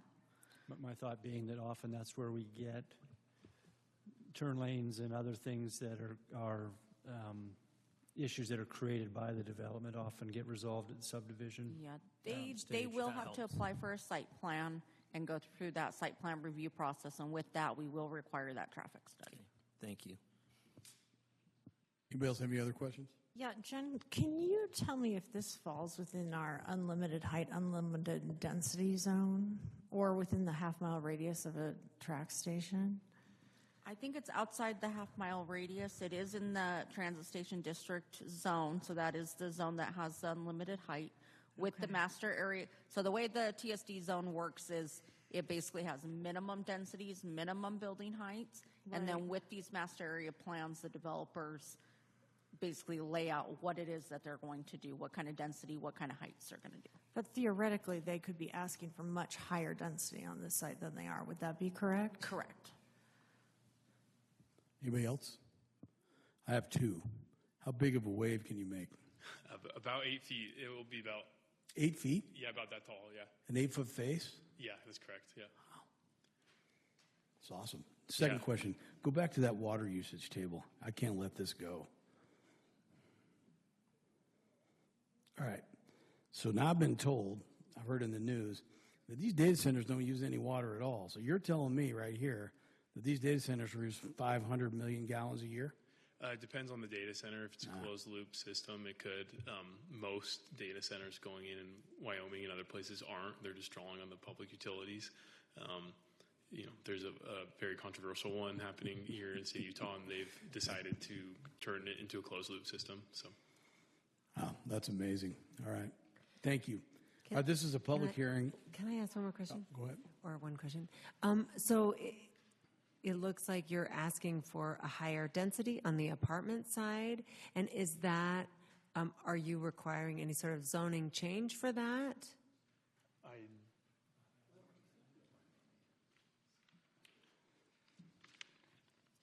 Adam Langford, Wasatch Residential Group again. So we're the apartment developer. I mean, we're all under one umbrella, but we're the developer. So if I could just explain the increase in units real quick. So the apartment site on the south end actually got bigger by 2 acres. So that's the first thing. The site's bigger. So when we started working with the rest of the group on the surf park, we started flipping buildings around and facing the surf park and facing out. We have some better views. So it was really a function of the site getting bigger, better site planning. Also, I don't know if we can go back, but there's a huge sewer line that runs. And so we decided to make that instead of running through.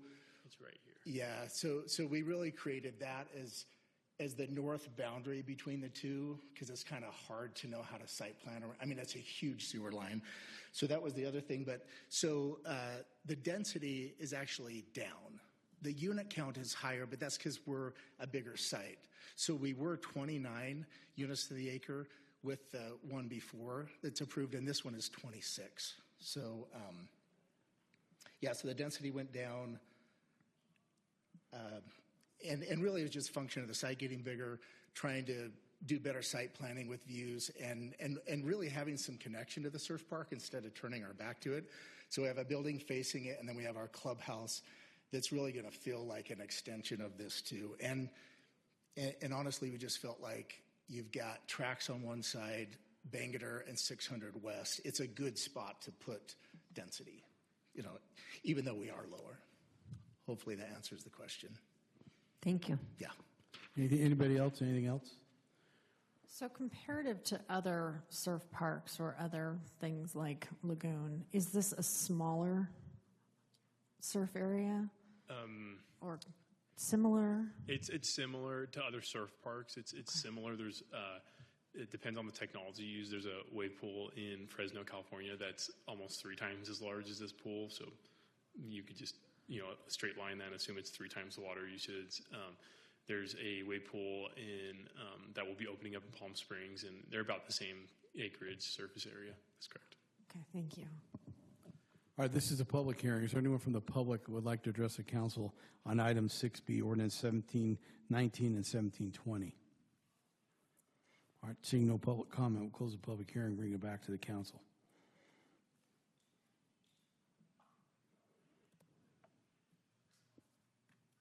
Mr. Mayor, I make the motion that we approve ordinances 1719 and 1720. I have a motion by Fred for approval. Is there a second? I'll second. Second Can I by- ask just one question still of Clint? Chief, do you feel okay with where this stands now with fire? Yeah, as mentioned, there was some initial concerns based on the original design, but the reworking of the site with the 2 entrances have mitigated our concerns from the emergency access standpoint. Perfect, thank you. Yes, All right, I'll so second. My second. Your second's there. Okay, motion by Fred, second by Tasha. Is there further discussion? I think just amending this master area plan for something like this will be a great addition to the city if it's followed through. Yeah, I do think that this is an area that needs some more of this sort of food, entertainment, restaurant, retail, and I think that will be a good addition. We really have very little of it in this area. And I also really appreciated your charts on the water use. I think it's really easy to assume that you're going to be gluttonous with water, but your charts make it very clear that you're actually cutting down on what you could have had it been developed as high-density apartments. You heard the retail. Hope we did. Any further discussion? All right, Fred, how do you vote? Yes. Tasha? Yes. Catherine? Yes. Bryn? Yes. Mike? Items approved unanimously 5-0. That takes us to 6C. It's a public hearing, ordinance 1724 and 1725, and it's an ordinance amending the official land use map of Draper City and an ordinance amending the official zoning map of Draper City for approximately 0.31 acres located at the southeastern boundary of the city at approximately 16377 South Suncrest Drive, known as the city-initiated Draper Highland Boundary Adjustment Number 2 zoning map amendment. This has been a long one. Go ahead, Mr. Draper. Yes, thank you. This is the other half of the zoning map amendments with the adjustment done between Draper and Highland. This, you'll see the vicinity map. We did the other one previous where we took area out of the city. This is area coming into the city. And you can see it here in the aerial map. And what we're looking to do is just match what's existing right next to it there, the hillside low density land use and the A5 zone and the sensitive hillside overlay. And there's a side photo with the approximation of where that would be out there. And this is taken from the nearest road there in the city. And did get a unanimous recommendation for both of those from the Planning Commission. And if you have any other questions, I'd be happy to answer them. Questions for Todd? Can you just go back to that other picture with the green? Sorry, which one? The next one. This one or that one? Yeah, they're both good. Okay, thank you.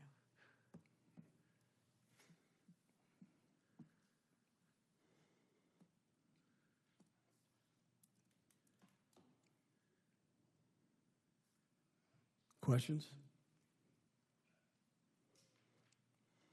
All right, this is a public hearing. Is there anyone from the public that would like to address the council on item 6C?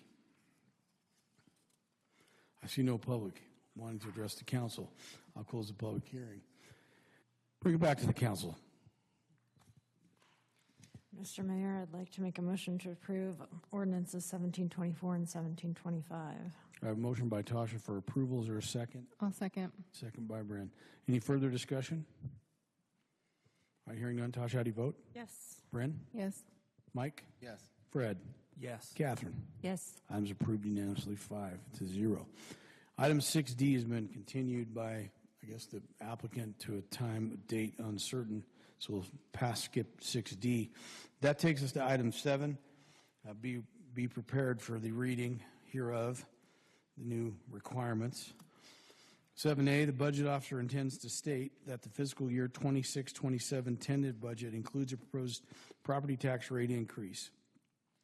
The budget officer intends to state, as a required disclosure under Utah Code, Section 59-2-919, sub 4, sub small a, that the city's tentative budget for fiscal year 2026-2027 includes a proposed property tax rate increase. Should I just keep going? Item 7B, this is a statement by the budget officer, which is me, that the fiscal year 2026-2027 tentative budget includes a proposed property tax rate increase. The budget officer will make the statement required by Utah Code annotated 59-2-919, sub 4, sub small a, that the city's tentative budget for fiscal year 2026-27 includes a proposed property tax rate increase. Item 7C. Wait, so 7B, Okay. The proposed property tax statement is on the screen as we are looking at it, and the statement reads, Draper City is considering levying a tax rate that exceeds the city's certified tax rate. The proposed tax rate is estimated to increase the current tax rate from 0.000936 to 0.001170. The proposed tax rate increase would generate approximately $2,696,000 of additional ad valorem tax revenue to be used to pay for operational and compensation costs. The property tax rate increase would increase the city's ad valorem tax revenue by approximately 25%. If the city proceeds with the proposed tax rate increase, the city will provide notice of and conduct a public hearing as required by Utah Code Section 592919-4C, and that is currently scheduled for August 12th. Current Draper City property tax rate is .000936. The current Draper City property tax revenue is $10,186,000. The proposed Draper property tax rate with the increase is .001170. The proposed Draper property tax rate revenue with the tax increase is $12,882,000. The proposed new property tax revenue is $2,696,000. Estimated increase to a primary residence valued at $807,000. The median rate for Draper City is $866 per month, $103.86 per year for a 25% increase. The estimated increase to a business valued at $1 million is $1950 per month, $234 per year, and a 25% increase. That is the statement. So we can now move on to the next item, Mayor. All right, that's the required slide, and that counts for 7C, or I've still got to read 7C? No, we got to read 7C All right. now. All right, just for the record, every time we talk about this budget, because it has a proposed tax increase, we got to read and do all this. Correct. Thank you to the Utah legislature.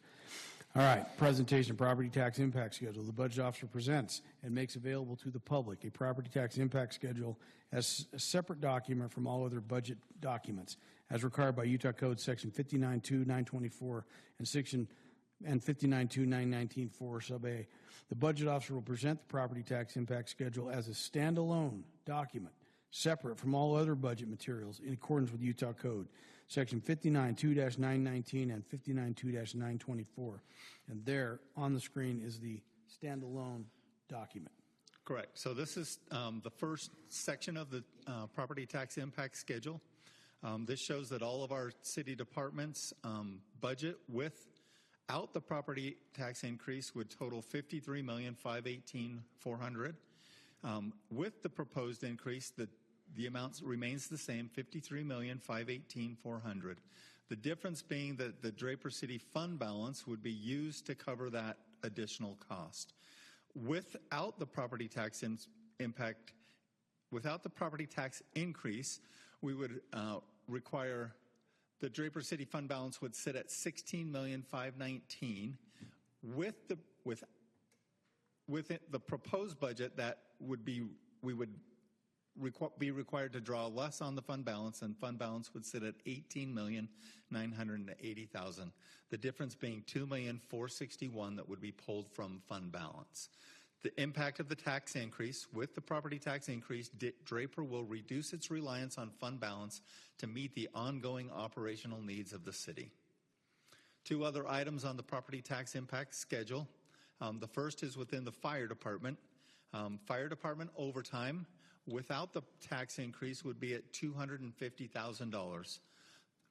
With the proposed property tax increase, fire department overtime would be zero for a reduction of $250,000, and we would use $165,000 of additional revenue and hire 3 additional personnel for a proposed budget of $415,000.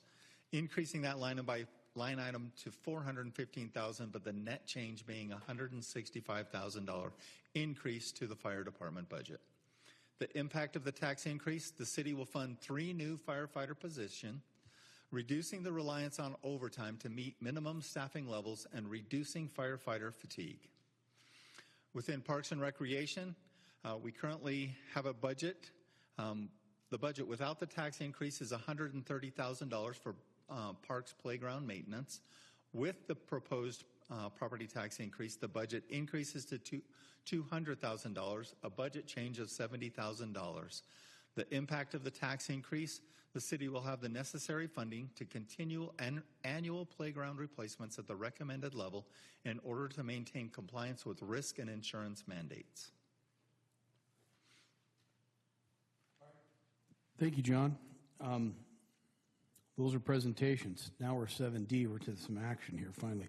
Resolution 2628 is a resolution adopting the fiscal year 2026-2027 interim budget for the Draper City, including the staffing document and compensation schedules. Go ahead. I want a different slideshow. Just 1 second here. Take your time. There we go. Get the slides that need to be slid. I think I got the right slide this time, and I'll present the right slide. The total city budget is shown here. You can see the tentative budget that you adopted on May 19th. Today we will be adopting an interim budget.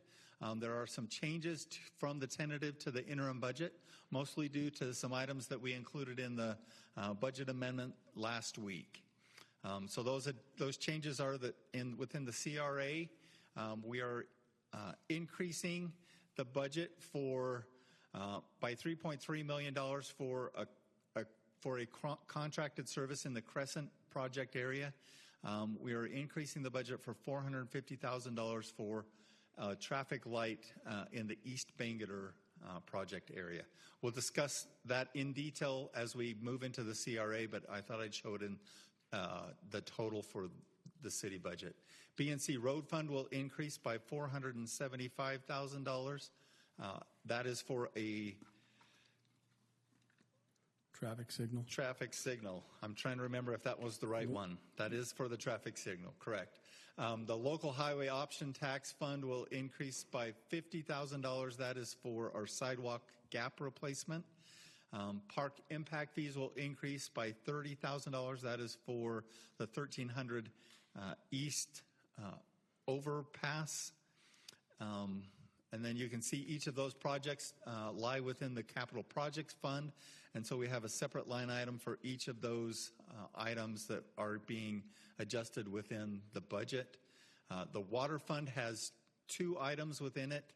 $750,000 increase for Pump Station 2 emergency repairs, $350,000 for Pump Station 3 improvements, again, in correlation with the budget amendment that we passed last week. Those projects aren't going to be completed in the next 2 weeks, so we need to adopt them now into the interim budget for next fiscal year. Stormwater Fund has the 2 projects that we had funded in the budget amendment as well, the trailer-mounted storm line jetter and the stormwater master plan. The ambulance fund has funding for CPR assist devices as well as EKG monitors. And the fleet fund has funding for a police vehicle, a new golf cart for community events, and upgrades to unit number 702 and ST-144. Summary of all of the changes is listed here. It's $7,957,500, taking the total budget from $167,754,200 to $175,711,700. And I have further details if you want to go into more of the budget presentation, but you've seen all of those in the past couple of council meetings. So, any questions for Mr. Vike on budget item? I would like to comment that the $710,000 beautification money is not all going to one new project, but it is the beautification projects that we need all around the city. So it's like it's the doing of all the things the council's asked to do at various points. There was some question about that at the truth and tax or the public hearing on the budget. So, anybody have any questions for Mr. Vike? If not, is there a motion on 7D? Mr. Mayor, I'd like to make a motion that we approve item 7D, resolution 26-28. We have a motion by Bryn to approve the resolution 2628. Is there a second? I'll second. Second by Mike. Any further discussion? All right, hearing none. Bryn, how do you vote? Yes. Mike? Yes. Fred? Yes. Tasha? Yes. Catherine? Yes. All right, items approved unanimously 5-0. Item 7E is next. It's an action item. It's resolution 2629. It's a resolution amending the consolidated fee schedule for Draper City. Go ahead, Mr. Vike. So in conjunction with the budget, we will adopt some changes to the consolidated fee schedule. I have a summary of those changes here on the screen. There are basically two different parts. First, accessory dwelling units were, they're part of our code, but they were not listed within the consolidated fee schedule. So to clarify that we actually are charging those, we have added those to the consolidated fee schedule. We are also making the changes that we'll talk about here in a couple of items for the water rate changes that will be adopted. So you can see that here on this page as well as on the next one. So those are the changes within the consolidated fee schedule. All right. Is there any questions on item 7E, Resolution 2629? Is there a motion? Mr. Mayor, I move that we adopt Resolution 2629, amending the consolidated fee schedule. All right. Motion by Mike to adopt Resolution 2629. Second? Second by Tasha. Any further discussion? I hear Mr. Green. How do you vote? Yes. Ms. Lowry? Yes. Ms. Dowling? Yes. Mr. Lowry? Yes. Ms. Johnson? Yes. Items approved unanimously 5-0. Takes us to item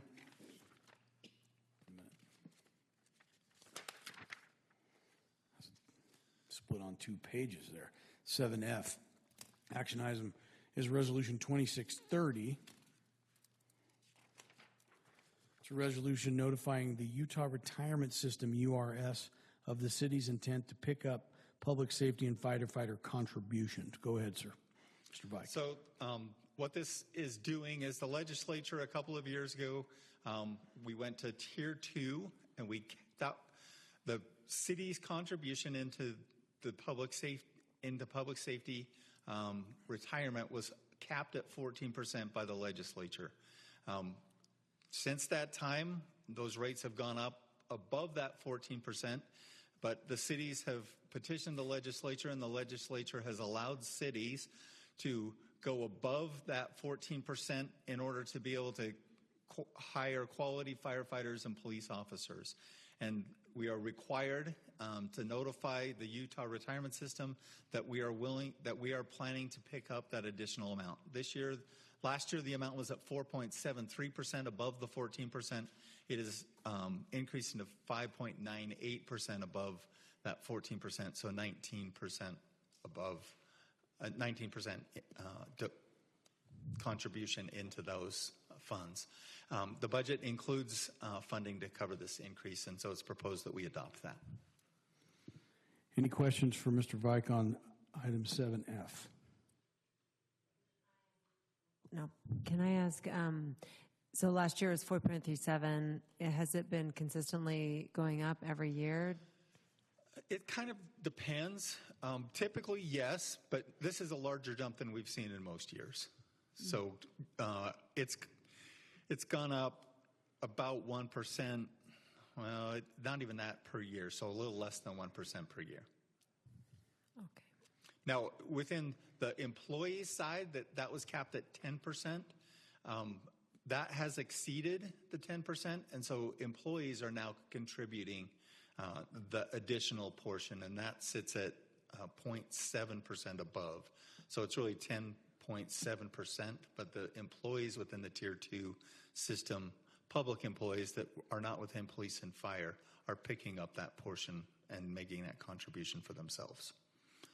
Because the legislature hasn't given cities the ability to exceed the 10% like they have in the And the reason the percentage is so much higher for public safety is because the years of service before retirement are shorter, or what's?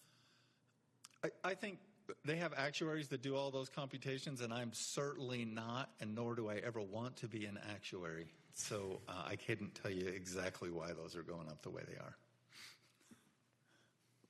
Any other questions? All right, is there a motion? Mr. Mayor, I move that we adopt item 7F, resolution 26-30. I have a motion by Bryn to adopt 26-30. Is there a second? I'll second. Second by Fred. Any further discussion? Hearing none. Bryn, how do you vote? Yes. Fred? Yes. Mike? Yes. Tasha? Catherine. Yes. Item's approved unanimously, 5-0. Item 7G is next, and it's a resolution 2631. It's a resolution, Draper City Council acting as the governing board of the Traverse Ridge Special Service District, adopting and certifying a tax rate for the 2027 taxable year. Do we need to convene that, or I guess? So we don't have to, you are the don't have to governing convene and- body. okay. And so and what you can't do is you cannot delegate the taxing authority to the special service district. So because of that, you are required to set the tax rate. Now, the city has not received our certified tax rates yet. That's not actually due to us until the 13th of the month. So what the resolution will say is that we will adopt the certified tax rate that is presented by the different counties. And then we'll have to come back to you, Mayor, to get that signed. So. Okay. Is there any questions? No questions or motion? I'll make a motion that we accept resolution 26-31. I have a motion to adopt resolution 2631 by Catherine. Is there a second? I'll second. Second by Bryn. Further discussion? Hearing none. Catherine, how do you vote? Yes. Bryn. Yes. Tasha. Yes. Fred. Yes. Mike. Yes. Items approved unanimously, 5-0.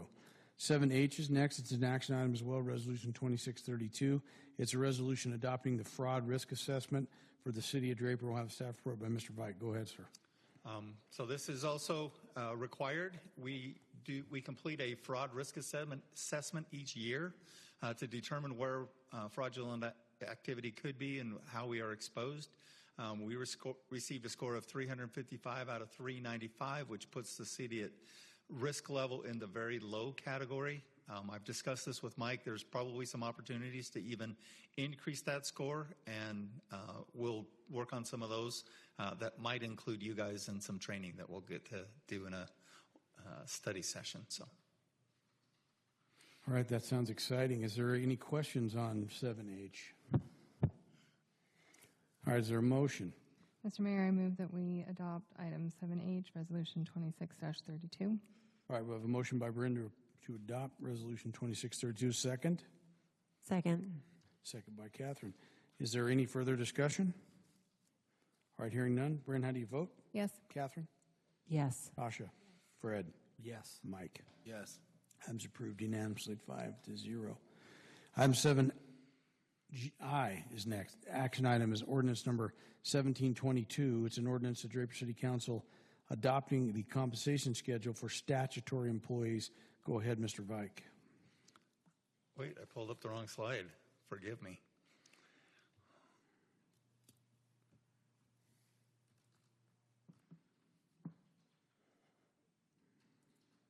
I can't get my alphabet going right today. So within the budget that we adopted in the interim budget, we actually adopted all of the executive officer compensation, but we are required to adopt the statutory officers by ordinance. And so this is an ordinance adopting the statutory officer compensation ranges for the city recorder and the city treasurer. So. Are any questions for Mr. Vike on ordinance 1722? Are hearing none, is there a motion? So moved.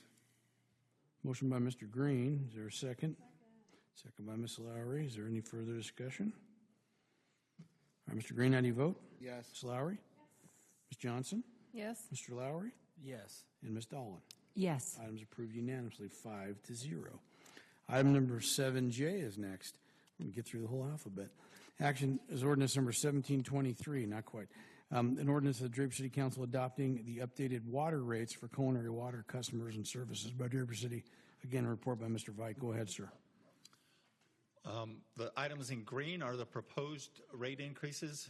As we discussed and had the public hearing on last week, that represents a 4.5% increase to the variable rates in each of the of the residential and commercial zones.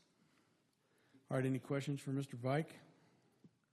Just to clarify, this is passing along. This is not Draper City Texas is passing along the rate increase from Jordan Valley, correct? Correct. Yep. We did receive an increase of 4.5%, and we are passing that along to the consumer. All right. Any other questions? It's like August 15th. They have a truth in, so the Jordan Valley Water District has a truth in taxation, but I don't know the actual date of their truth in taxation.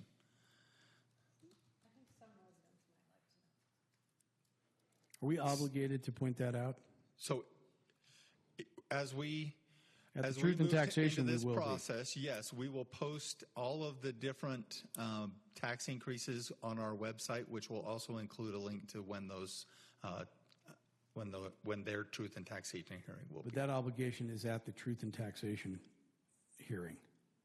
We are obligated to do that for the truth and taxation, yes, 14 days prior to our truth and taxation. But that is related to the truth and taxation hearing. It doesn't have to be done right now. Correct. And I want to get trapped on any of that crap again. So That are we is clear correct. on that? Because we don't have that information. We do not have that advertisement from the state or from the counties at this point in time. So they are working on getting all of the certified tax rates, and they have till the middle of this month to be able to do that. And then once the property tax notices go out, then the counties will put together that advertisement, and then we are required to post that advertisement on our website.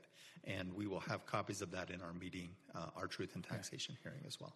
Okay. Want to be clear. All right. Is there an emotion on ordinance 1723? Mr. Mayor, I move that we approve item 7J, ordinance number 1723. Motion by Bryn to adopt 1723. Is there a second?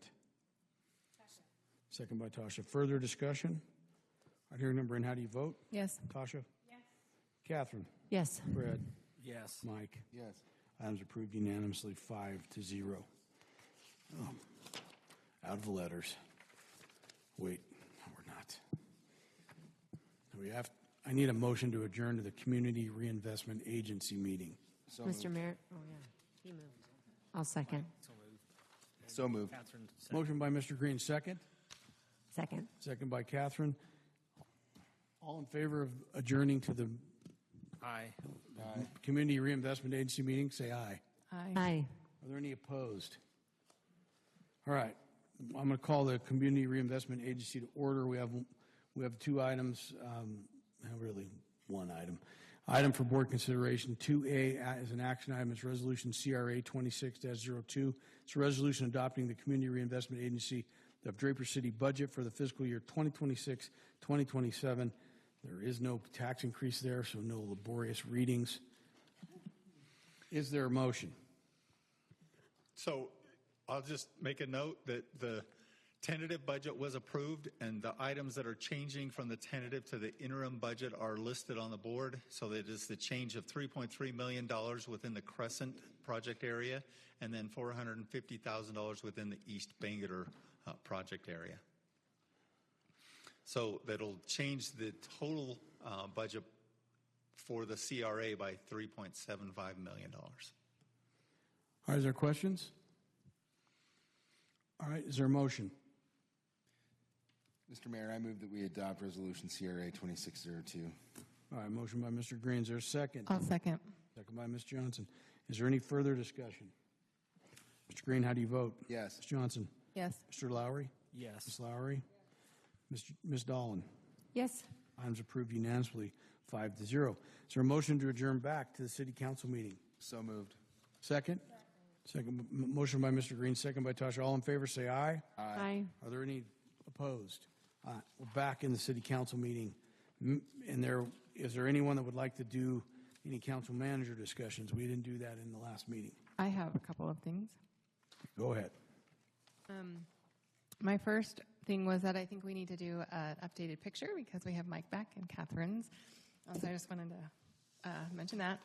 And then my other thing I wanted to bring up was that I thought it was great that we recognized one of our coaches in the softball, and I was wondering if there might be a way to include the ability for the general public to nominate, a volunteer or an excellent employee that we could recognize, because I want to make sure that it's inclusive, that everyone has that chance. I was thinking maybe we could put something on our website, like the Living in Draper section, because you could tell that was really meaningful to what's her name again?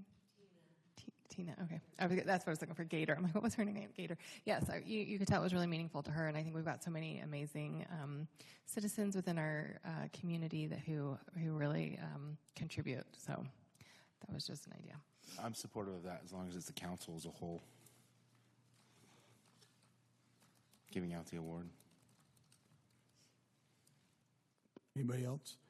On that note, I just want to comment, because the way we do our agenda typically, and my bad, I'm not looking at it sooner, but I can put something on the agenda, or any two of you can. But that's the way we get it on there, and I do think it is important that if we're going to do that kind of stuff, we've never done it like that in my whole entire time as elected official. If you guys can vote to do whatever you want and put whatever you want on there, but I do think it needs to be coherent, and I do think that what I don't want to see is we start a tradition of, every council member picks someone they want to recognize every week, and it gets completely out of control for it. And I just think our meetings have always been really coherent and focused. And I don't have a vote, but that's our rules currently. So if you want to change them, let's change it by vote. Otherwise, let's stick to the set rules that we have. I think that's great. We did vote last week to get this on the agenda, and I apologize that I didn't realize I should have made sure you were the one speaking. Well, I think we agreed that we could recognize her. I don't think we meant it to be like this. Right? Like, that's just not how we do it. Yeah, and I apologize that I didn't know that. That's okay. Just going forward, I think we can. I think it's great to do it. I think we should do it. I think it was meaningful for sure, and she's certainly deserving. That's not the issue for me. It was just I would have caught it had I had a little more opportunity. It's my bad. I should have checked the agenda. So anyway, just going for, unless you want to change. If you guys think want it to just caught change us all off guard. I think it was probably meant for all of us to stand there for the photo and all of that. I don't think you intentionally meant to exclude us all. I think that's just one of those things. But Fred, we I think don't it just personally, happens. as council members, present awards. It's always To be the presented from mayor. the mayor. Yeah. Yeah. Unless you want to change that, you can. No, I think the mayor usually does that. Yeah. Well, the award is from him. Right. I agree. Okay. And the mayor's the spokesperson of the council. Any your mic in? The USB, your mic unplugged.